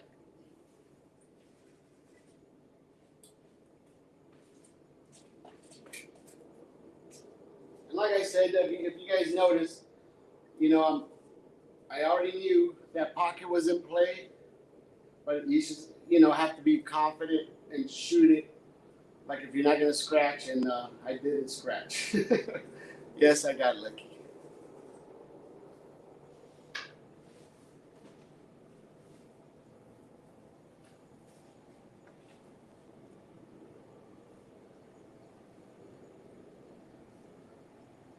All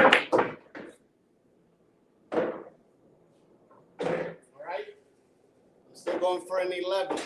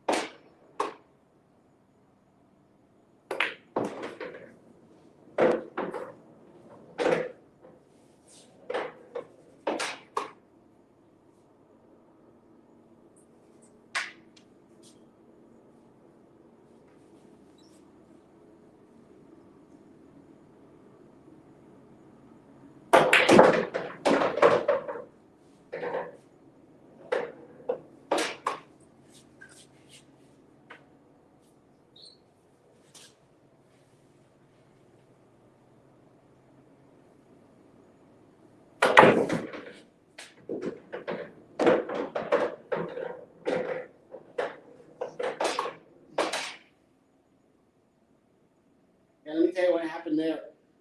The actual ball lost the spin. If you rewind it, you'll actually see it. It's supposed to grab the rail, come back here, and then bring it around. But it lost some spin somewhere in there, and then it kind of like reversed itself, and then it went straight. But everything was good. You see that difficult shot. I was literally on the rail. Like I told you guys, I have a good feel for the follows, draws, and all that. So everything was perfect. And that was the actual straight shot, by the way. I had to cheat that pocket to get that angle that I actually got. On the other, on a regular table with the perfect rails, that would have been a perfect shot. But right now, like I said, I am dealing with the slow rails, which, I already know in my mind. But that's why I like it like that, because I go to a table that's playing true, these shots are going to be effortless. So everything was perfect, just like I said. That English off the rail is what killed that ball. But All right. So that is where we're at. Thanks, Rick. Yeah, definitely, Nick. Thanks. I mean, like I said, that I know what I had to do with that last shot, and it was actually pretty good. So 24 going into rack number 4. And so far, like I said, it's an improvement after every set. So everything's going the way it should. That was going to be my second 11. So that's perfect.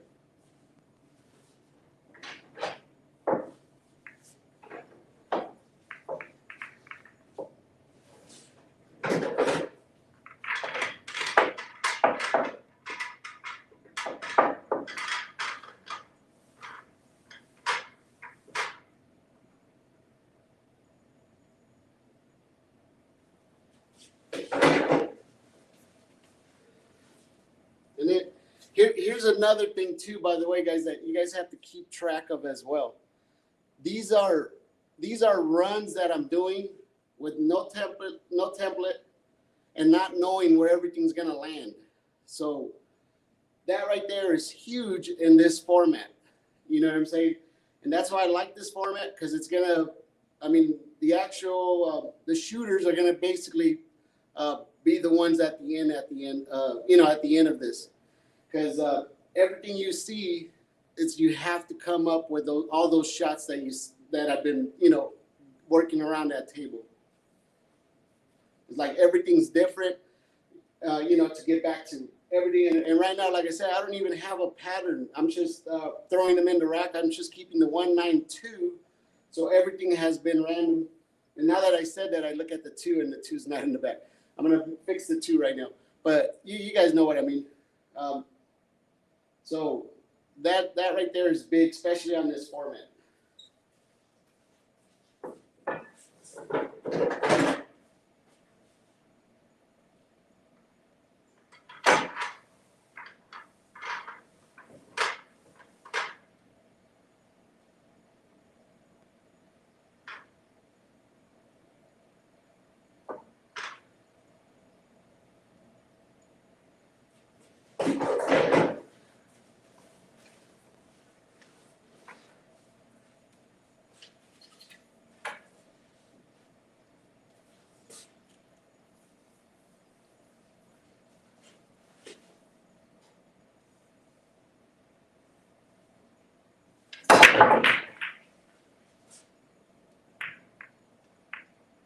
Alright, that is a big one.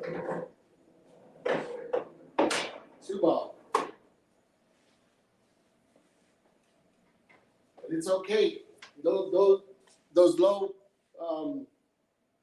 low scoring sets are gonna come.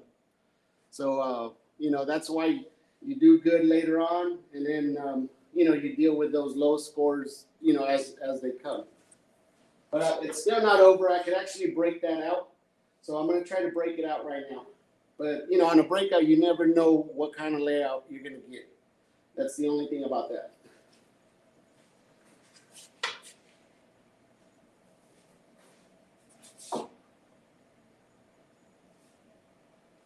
What I do like is that 4 is basically a duck. So as long as I can make the 2, that 4 is going to be easy from anywhere in the table.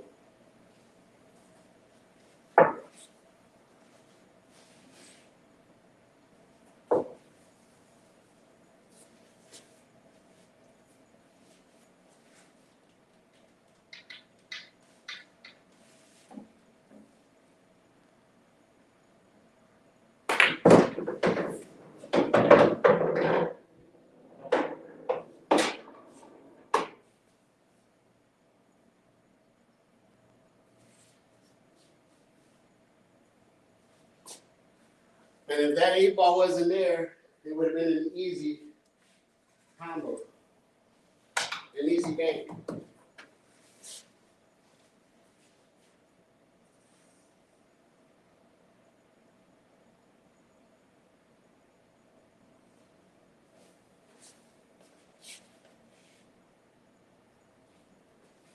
So right now I can either make the 6 ball bank it or the 4 with the 9.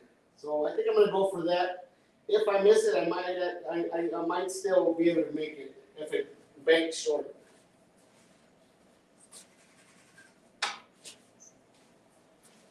And like I said, these are the kind of shots that make Gizmo sick, but these are the kind of shots that I practice when he's not around. You guys know what I mean?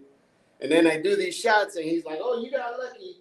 But that's why, you know, I'm already have an idea of everything that's going to happen with that whole sequence.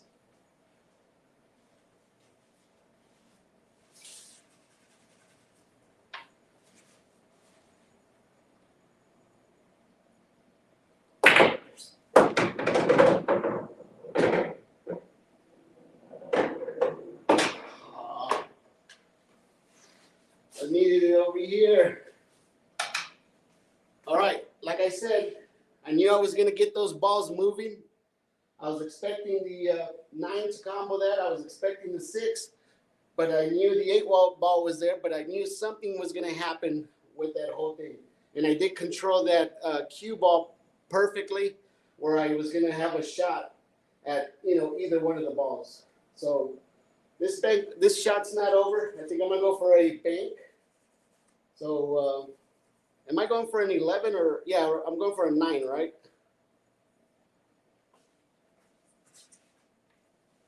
So I'm going to go for the 2 ball right here.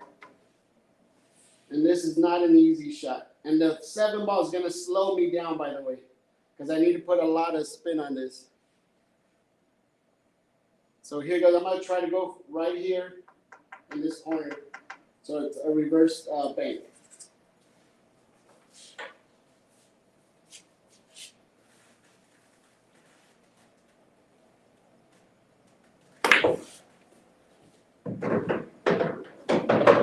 And there it is. Like I said, those are the shots that Gizmo literally would never get, because he thinks, you know, I get lucky, and he would never practice those on himself because he thinks nobody can make shots like that. You guys know what I'm saying?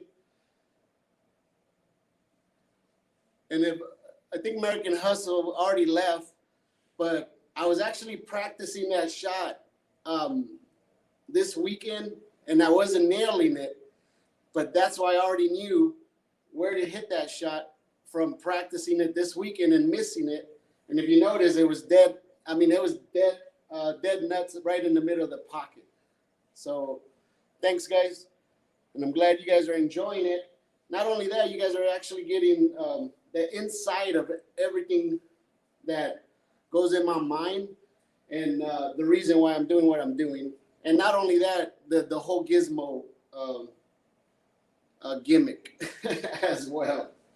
Because like I said, if you guys look at the videos, he's a very bitter guy when somebody's shooting good. And I don't recommend that to anybody, because you'll never learn how to play this game. You always have to appreciate what that other guy is doing. Whether you're not making shots, you still got to appreciate what the other guy does. And that's the only way both players could progress, you know, in the learning process.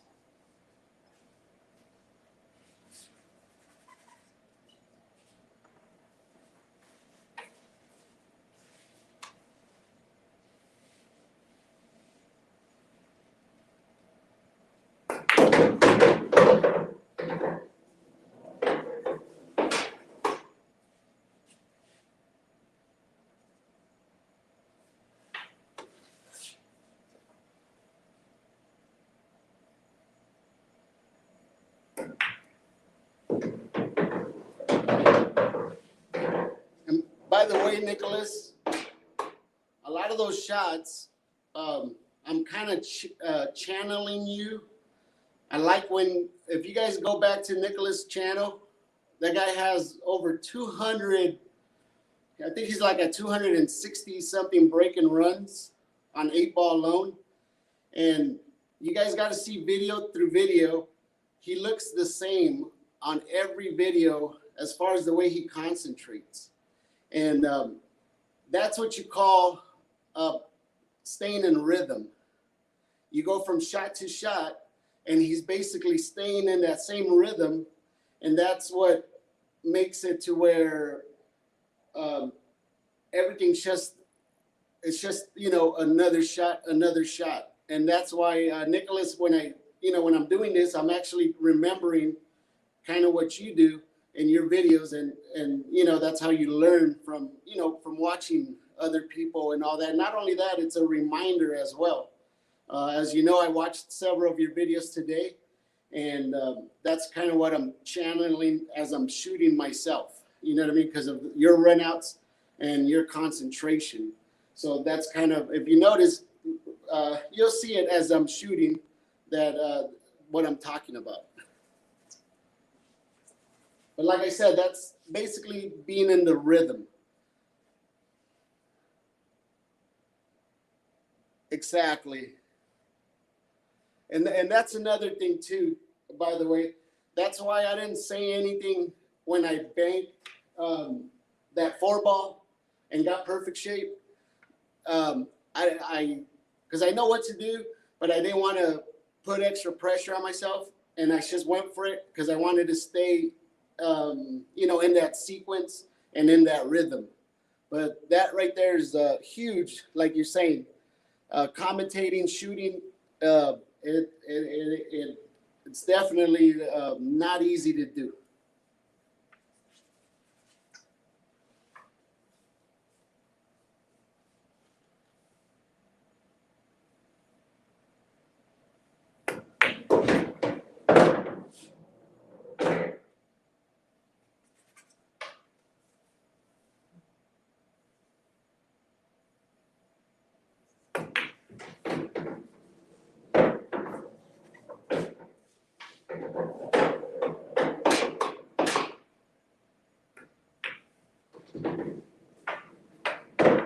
All right. That's was that that was a 9, right? I don't think it was an 11 because I would have been saying it was an 11 or something. Yeah, I think I was going for the breakout on the 9-2. You guys remember when I was going for the breakout? So it is a 9. Because that's when I went for the breakout. I think that was the same set, man. That was a crazy, crazy run out.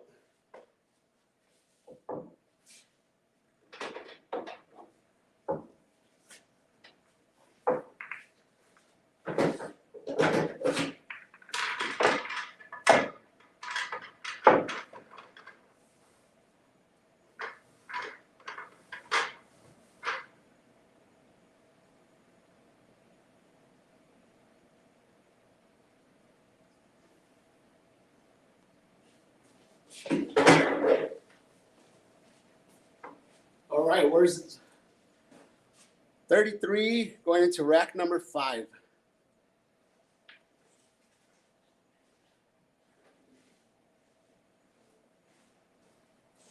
All right, let's put up some numbers.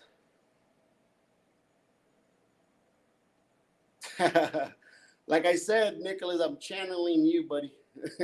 So what you're looking at Nicholas right now. All right, and thanks, Rick, for keeping score, by the way.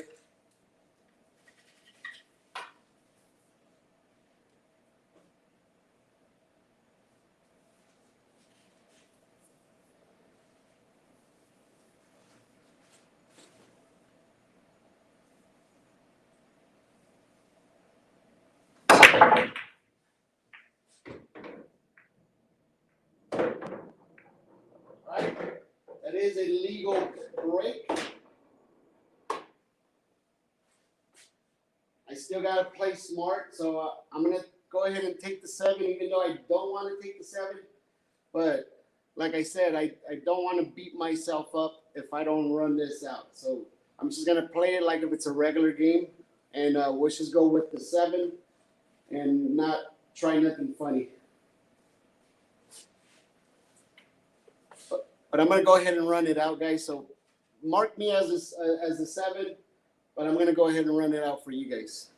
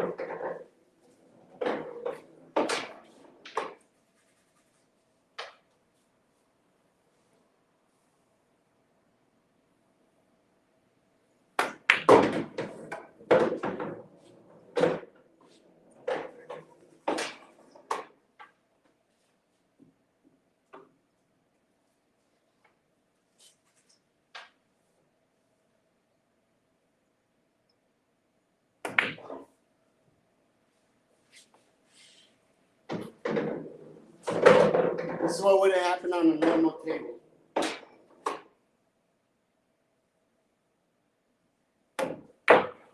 There it is. See, that's why, like I said, real games, just take what you got and just go with it. Don't force yourself. But I just wanted to do those sequences, and everything went just like I wanted it. And like I said, that draw shot, that was just, losing concentration, too much power, and just being in the moment. So that last one was a 7.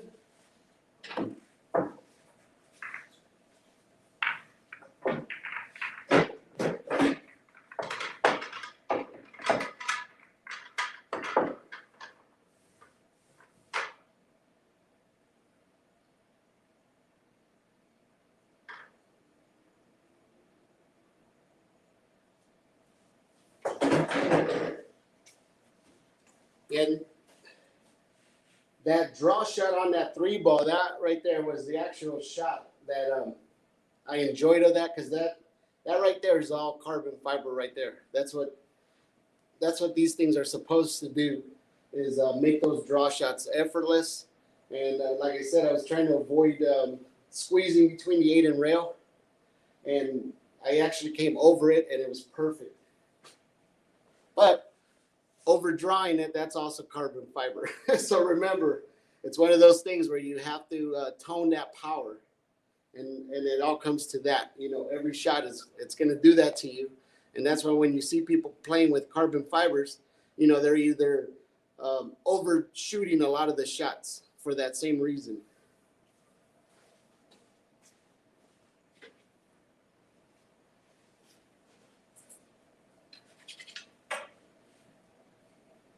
And speaking of that, guys, that right there also, I know a lot of people don't talk about it, but carbon fiber is, believe it or not, it's advanced. You see people that don't shoot that well with carbon fibers, and it's not going to help their game. The reason why is what I just talked about, is every shot is so much harder, because you have to know way more of what everything is that you're doing to that shot is doing. And if you're not an advanced player, a carbon fiber is not a good idea, because it's going to beat you up. That's basically a good way I'm going to put it. It's going to beat you up. And keep that in mind, because like I said, right now, it's a fad. Everybody wants one. And if you're a lower skill player, I do not recommend, a carbon fiber. That's probably something. I mean, look at me. I've been playing for all these years, and like I said, I barely use it for the same reason, that I'm just telling you, is, I don't want to, take that long to try to figure it out. I would just rather take baby steps like what I'm doing right now, and introducing it, to a couple practice games and stuff like that. But if you can only imagine a lower skill player trying to shoot with a carbon fiber, if you guys know what I'm trying to say. So here goes. What rack are we at? So that is a 40 going into, 40. That's pretty good. So that's already almost beating the high score today. So here goes. We're going into rack number 6 with 40, and I was trying to beat 51, right?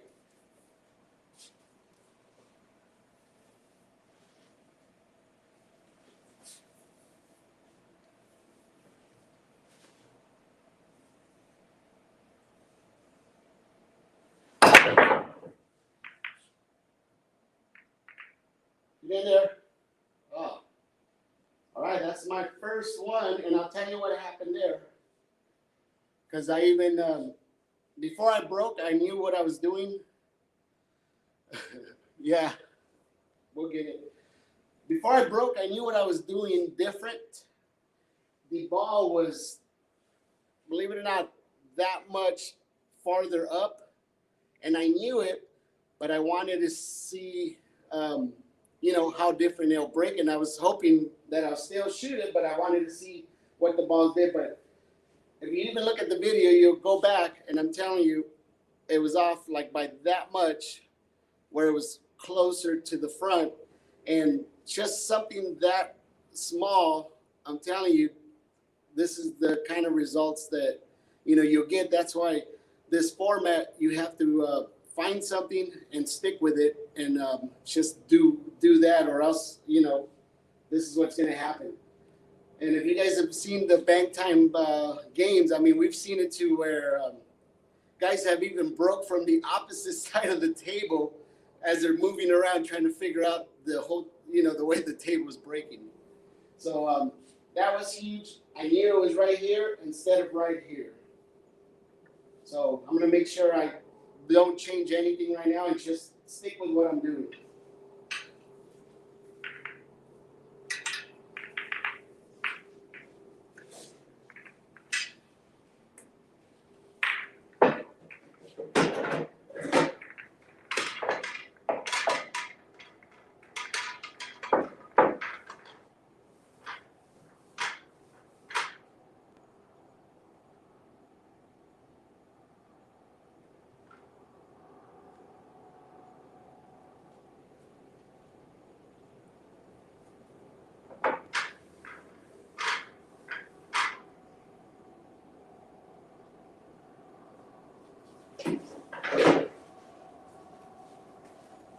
All right.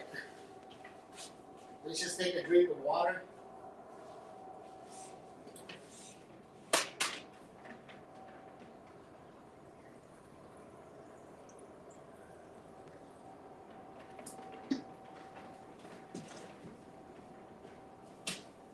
So this break is huge. I do not want a zero, obviously, because right now we're going into rack number 6, and we're at 40 points. So I do not want a zero.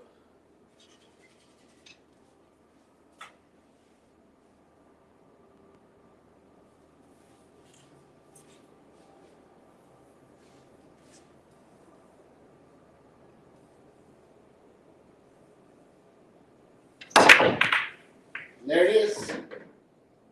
Perfect. All right. That is another 7. And I'm just going to go ahead and rack them because I do not want to drain myself mentally.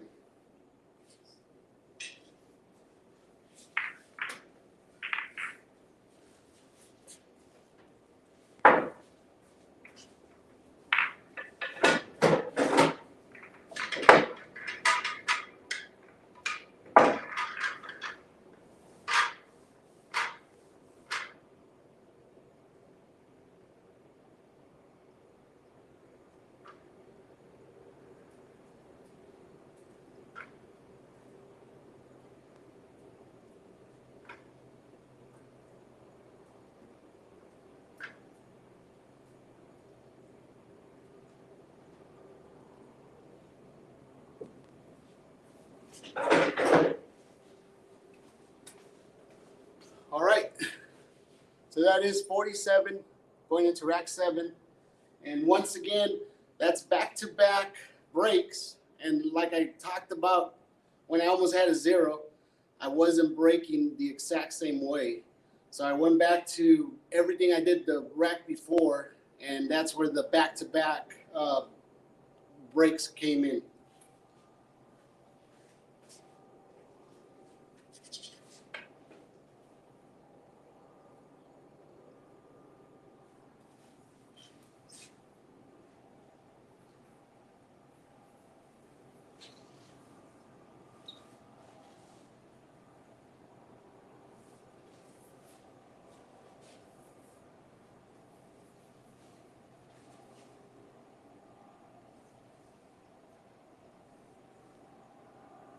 All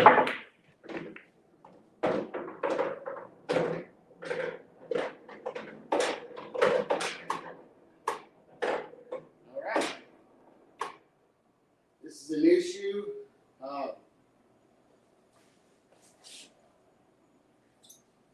You guys ain't gonna believe me, but I have a good chance of making that 7 in that corner. I just have to get to the 3 ball, and I have to end on this side of the rail, so I can come 2 rails and make that 7 over in that corner over there. And as you see, that 3 ball is not in an easy area. I have to land on the rail in order to do that, or go rail first, which, you know, you want to try to stick away from that.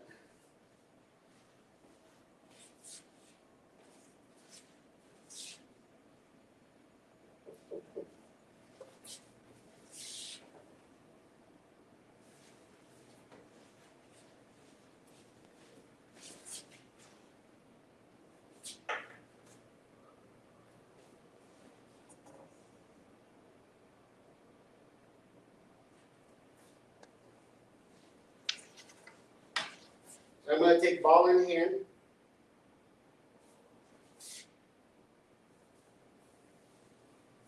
And I have to land right here so it can give me the best stroke to either go off rail first or just go off the rail with spin. Because I don't want to be on top of that ball and I don't want to be too close to that ball. So I got to land right here to give me the best shot. To come back here and then go 2 rails and then make the 7 right here.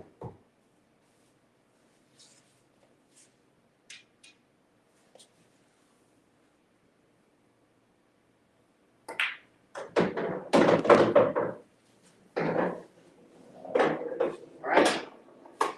As you see, we're going with rail first.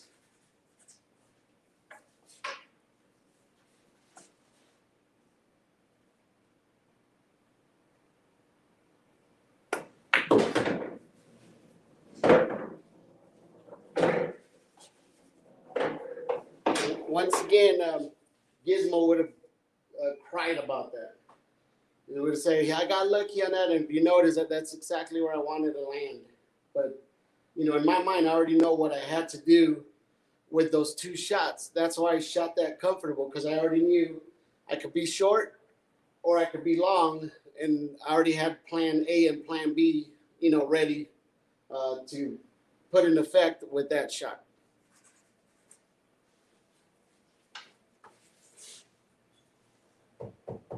I hope it don't hit here. I hope it goes in the pocket.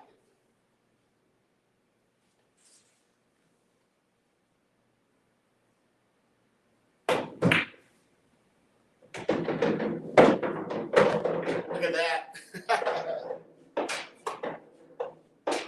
That was sweet, guys. That's what you call, you hit that ball perfect. It squirted it.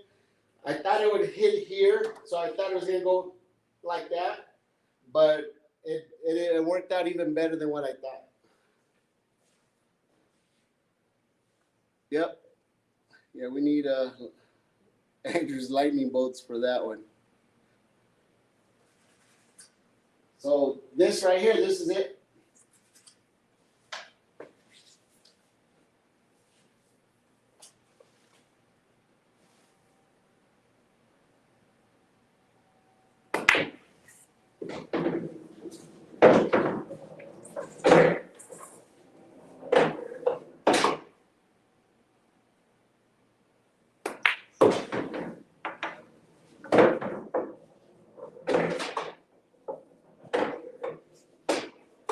That was a 9, right? Yeah, because I needed to be perfect on that 3, so it was a 9.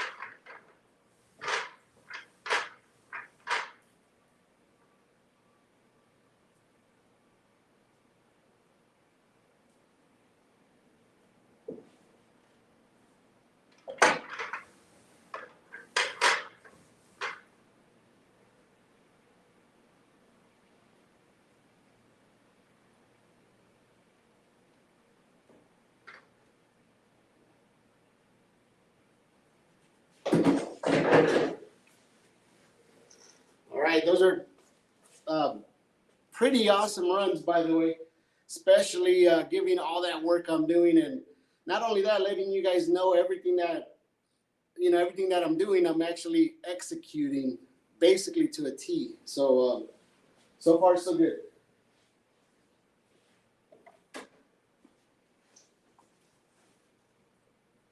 Now, where does that put us, guys? Oh, so look at that. We're looking into the 60s, but I'm not thinking that ahead. As you guys know, I'm keeping the low numbers in my head. Everything else is gravy, like we say. So we're going into rack number 8. We got 2 more racks, and we're at 56.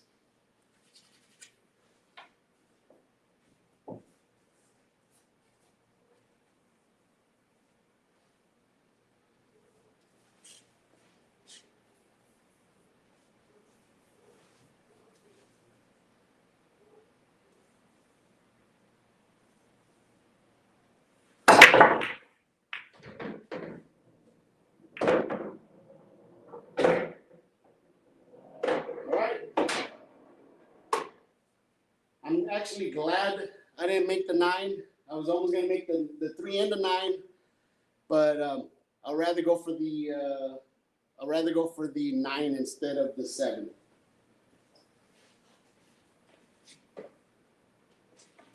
Let me just take a drink right now, and the hardest shot right here, so you guys know, it's basically gonna be from the 4 to the 6.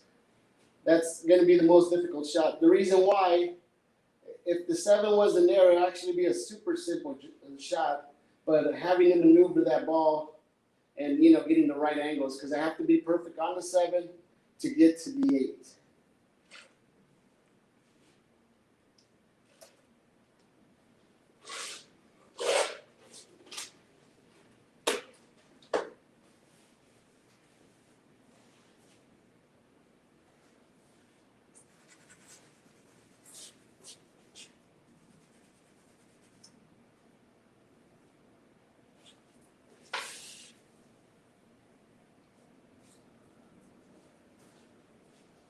All right, I'm going to teach you guys something else. Well, not teach you, but this is something pretty simple. I'm going to use, you see the 3 ball? That's pretty much a duck.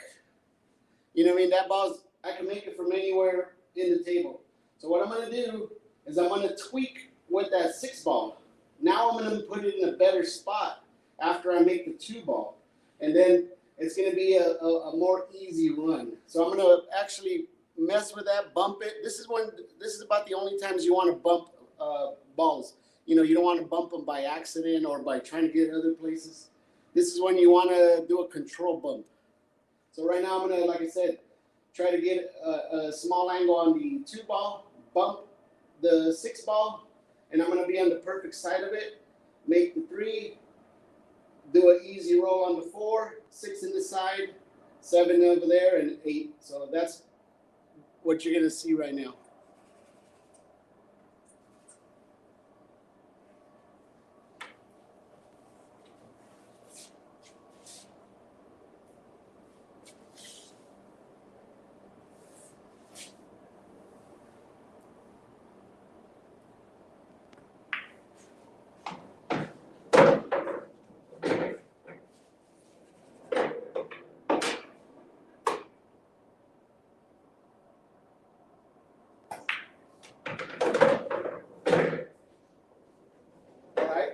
I didn't want to force that shot because that's another important thing. You don't want to, over force it. So I shot that shot the same way that I pictured it in my mind. And, everything's still the same. And, I didn't get too crazy because sometimes when you try to go for that same shot and overshoot it, I could have ended up over here and then we would have problems. Or I could have pushed behind the 6 ball. It's real easy to do that.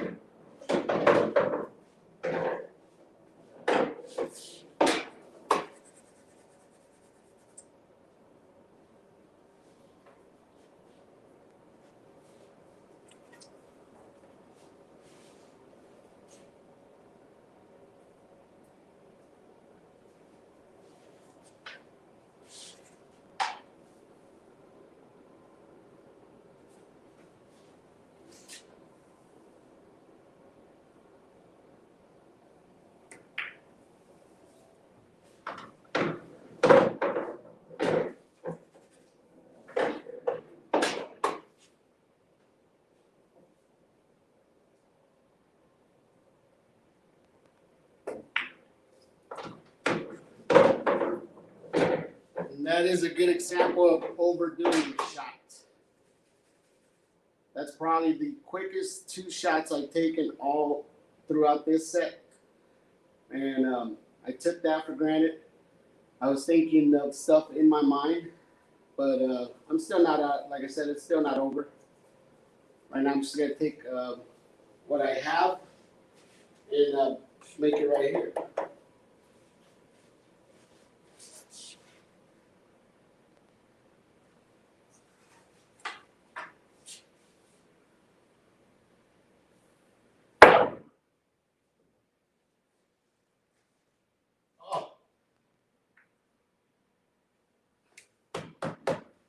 All right, I'm good with that run, like I said.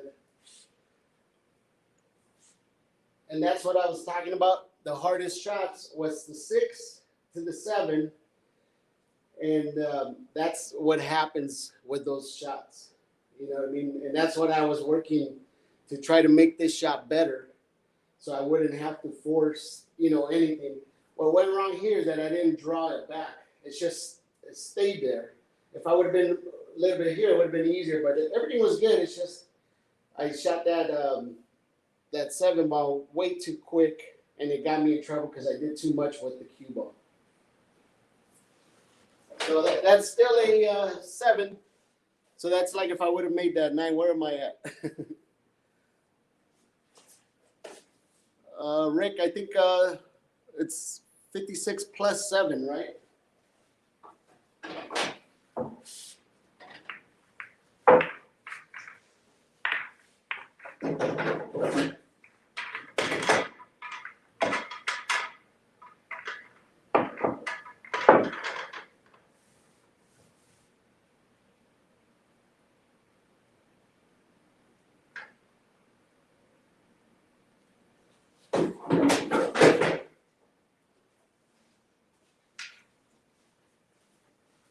All right, there it is. So we're at 63. I am going for, hopefully, if everything goes well, like I said, I'm not going to put too much pressure, but this is what Nicholas wanted.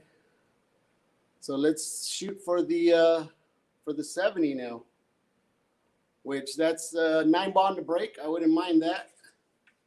And I wouldn't mind an 11 also. So let's do it.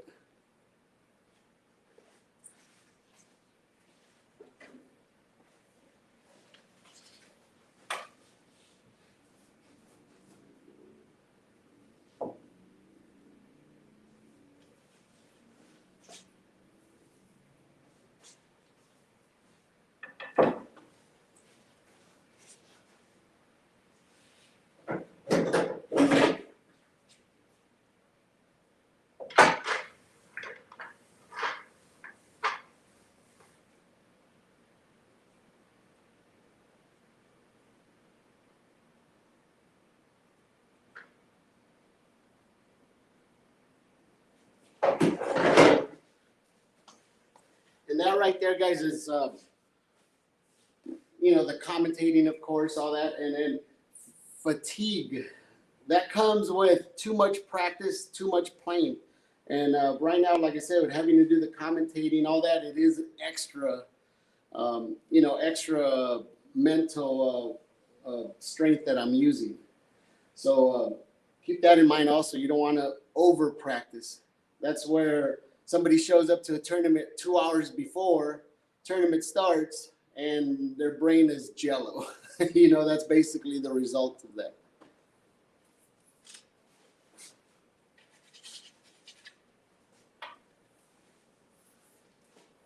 All right, here goes. Going for a 7. Anything above a 7.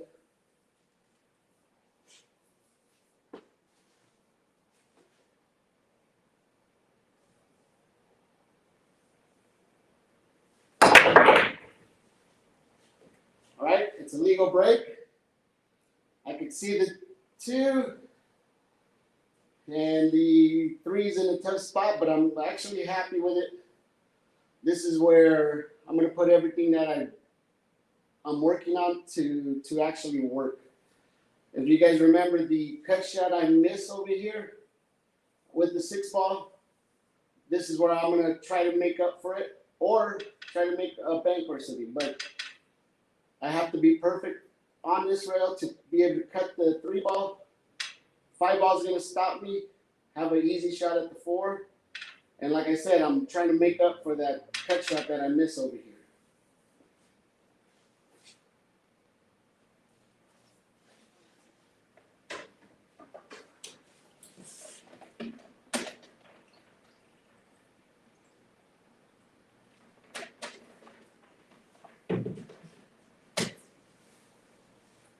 All right, so I'm going to go for an 11.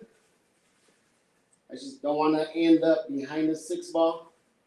And I don't want to end up here, because that gives me too much angle, and it does not go past the 9-ball.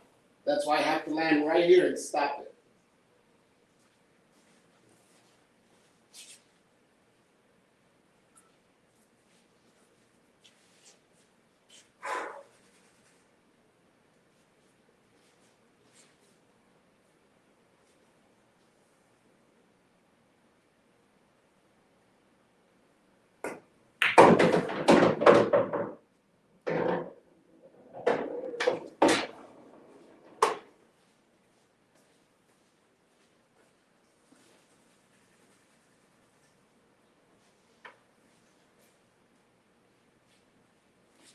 See, I land right here too much.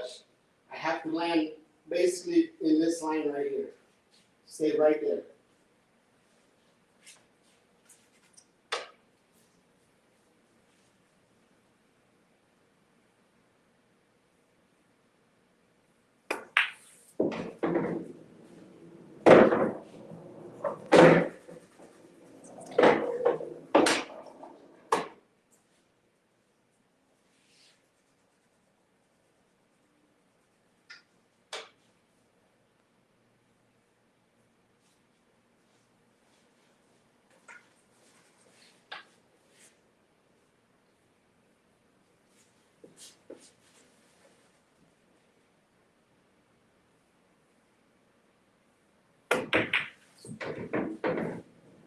There it is. I was already expecting the bump. Of course, I'd rather make it than getting perfect and missing it. So everything went well. It's just, you're talking about that much difference to put me on this side of the 5 or that side of the 5. And that's what I'm dealing with right now. So right now I'm trying to think of what to do with that 4. I could actually bank it, go for a combo, bank combo. But that's what we got right now, because it ain't gonna go through here. That's too much angle. That'll basically hit right here.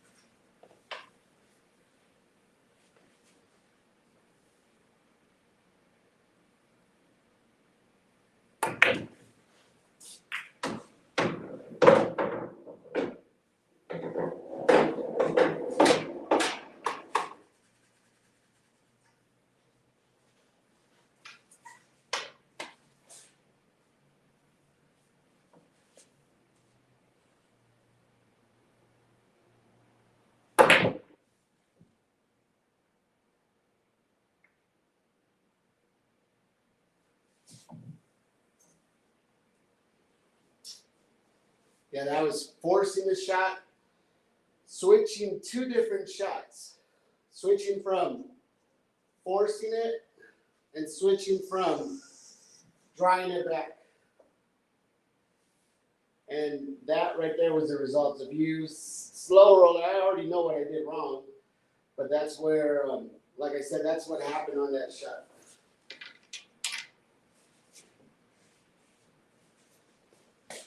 So 4 down to that score. Sorry, William. Nicholas, sorry about that. I don't know where it was at, but like I said, I was either, it was pretty straight where I could draw it, but I'm like, if I throw it over here, and I tried to throw it this way, where I should have just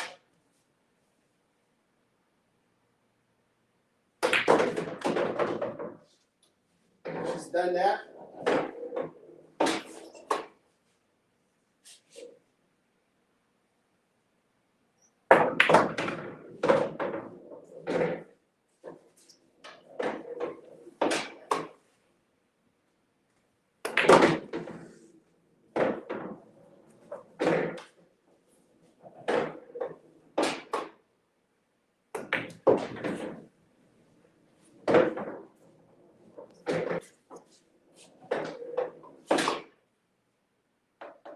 Cue ball.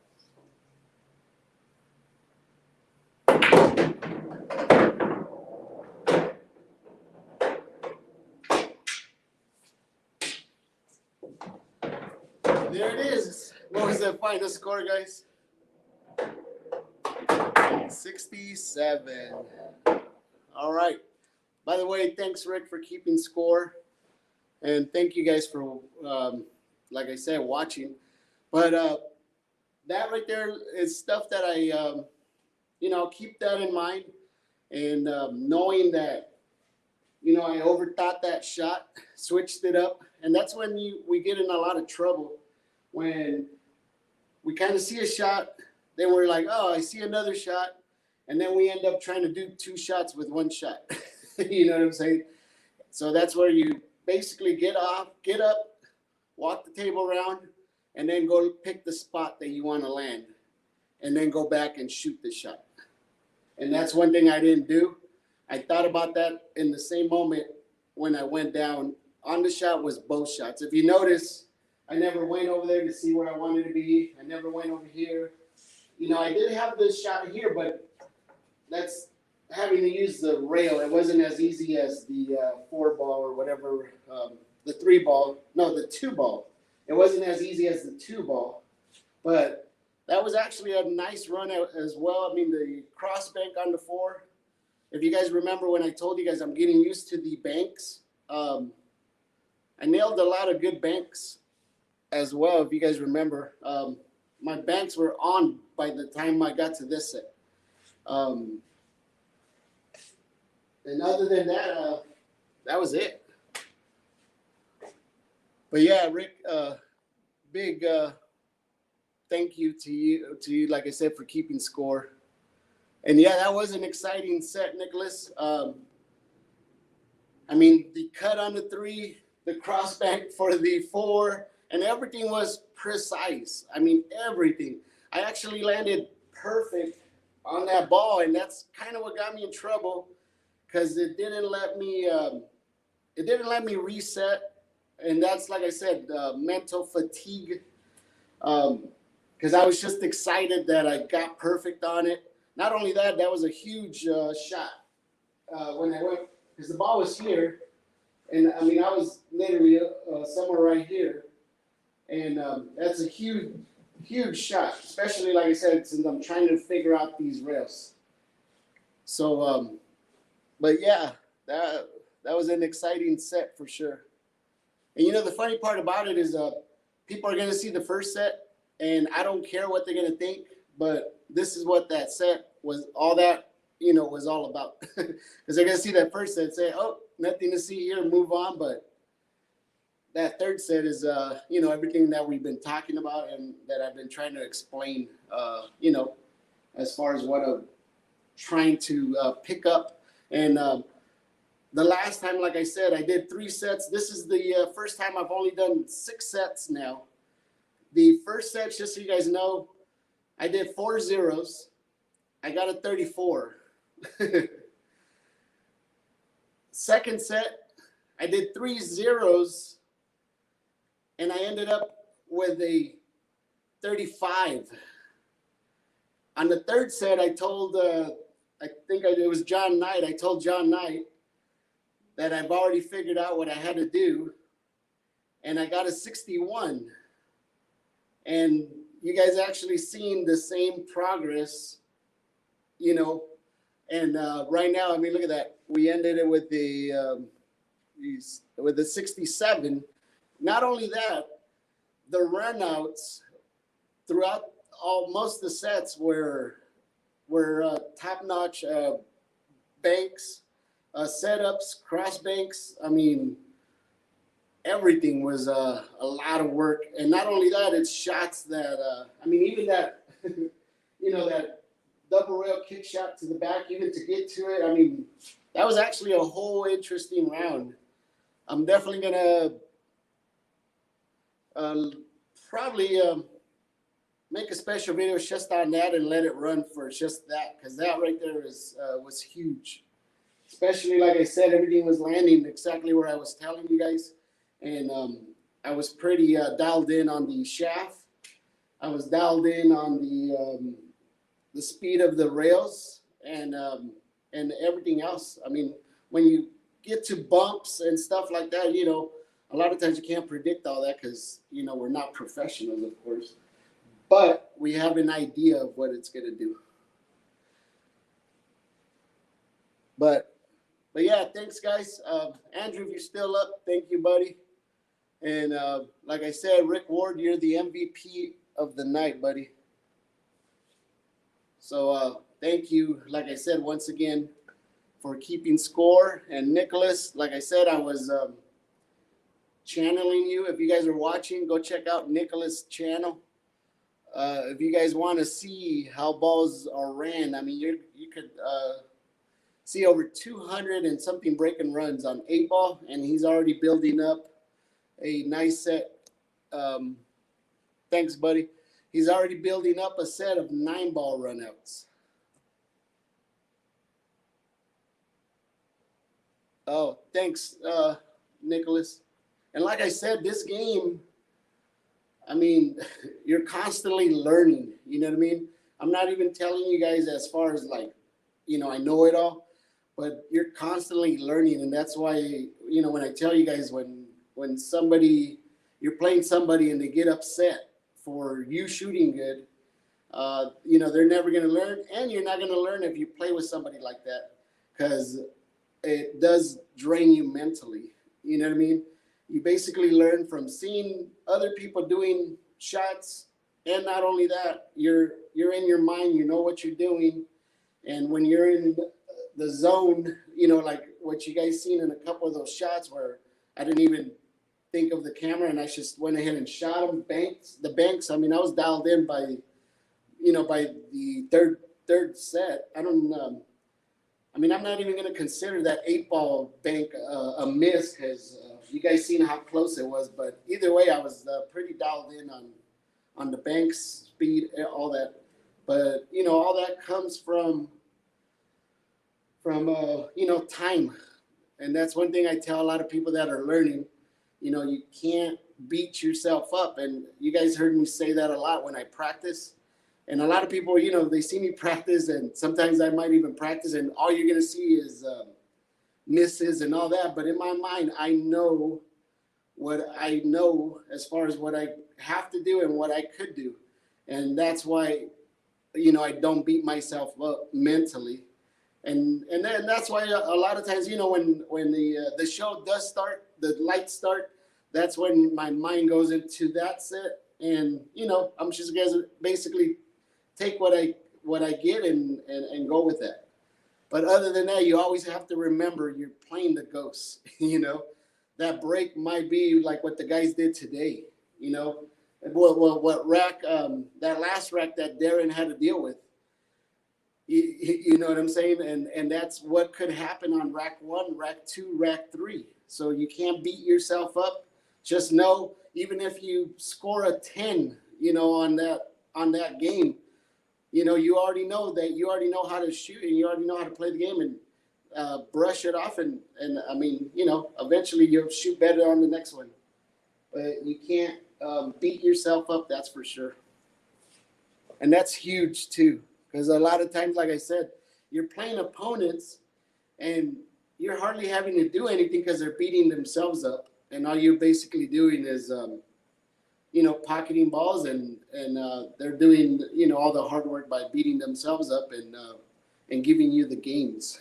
And sometimes it's good, but sometimes it's not good, because then, you play a monster, and that's the guy that's going to teach you what you're doing wrong. Because the other, playing somebody else, it's not going to teach you like that, because, you're not going to know that you did 10 innings and you won the game, but you thought you won the game. But if you're winning in 10 innings, you're really not winning much.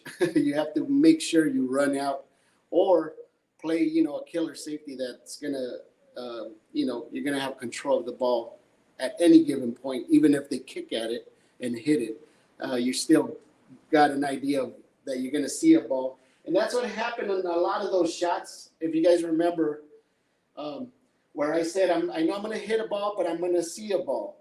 And that's huge. So when you play a safety, that's like playing a safety on somebody. And you already know what they're going to do. And you already have that same mindset. And you already have an idea of what you're going to do after they hit that shot. So you're already thinking ahead of them. And when you shoot those shots, they're I'm not going to say they're effortless, but they keep your mind strong and they don't wear you down when that shot comes up. And that's why a lot of those shots, I was already, a step ahead of that shot. Even if I got bad, I was already expecting that. So, but yeah, I usually don't talk this much. So you guys got me in a good mood. So I hope you guys enjoyed it. And Andrew, if you're playing me, don't listen to anything I said or did today. All right. But so forget everything I said. You didn't see what you just saw, or you didn't see what you heard. So keep missing shots, buddy. So either way, guys, I must just end the stream right now. Appreciate everybody, you guys watching. If you guys are watching in the replay and you guys are still watching it to this point, I hope you guys learned something. Because like I said, I'm still learning as I'm shooting. As far as the learning process, what did I learn? When I got bad on that shot on the 8-ball, what did I learn? When I did that shot to not set up for that 6-ball, that right there is learning as well. You don't have to make a ball, or you could still learn by shooting bad. And that's, where you're going to learn a lot quicker. So that's what it is, guys. I'm going to go ahead and wrap it. And like I said, I'll catch you guys on the next one. Tomorrow there is a match. That match is going to be between American Hustle and Eric Pugay Simpson. It's going to be a trilogy.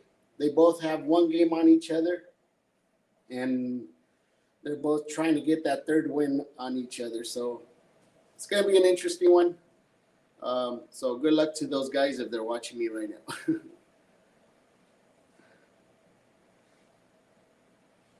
No problem, Nicholas, and thank you, like I said, as well. Like I said, nobody's better than nobody.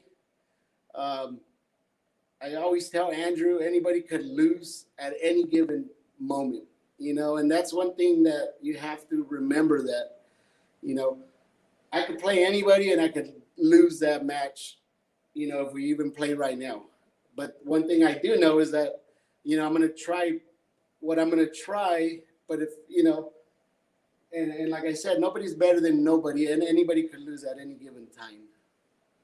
The only thing that separates that is when the other guy's doing the mistakes and stuff like that.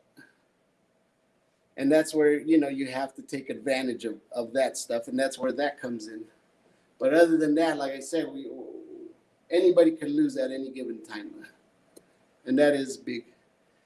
But thanks, Nicholas. Like I said, you are a great shooter as well, bud. And thank you for inspiring me as well. Like I said, when I shot a lot of those shots, I was picturing you running out those sets on the way you concentrated, and that helped a lot as well. So thanks, and we'll see you guys later, and I hope you guys have a good night.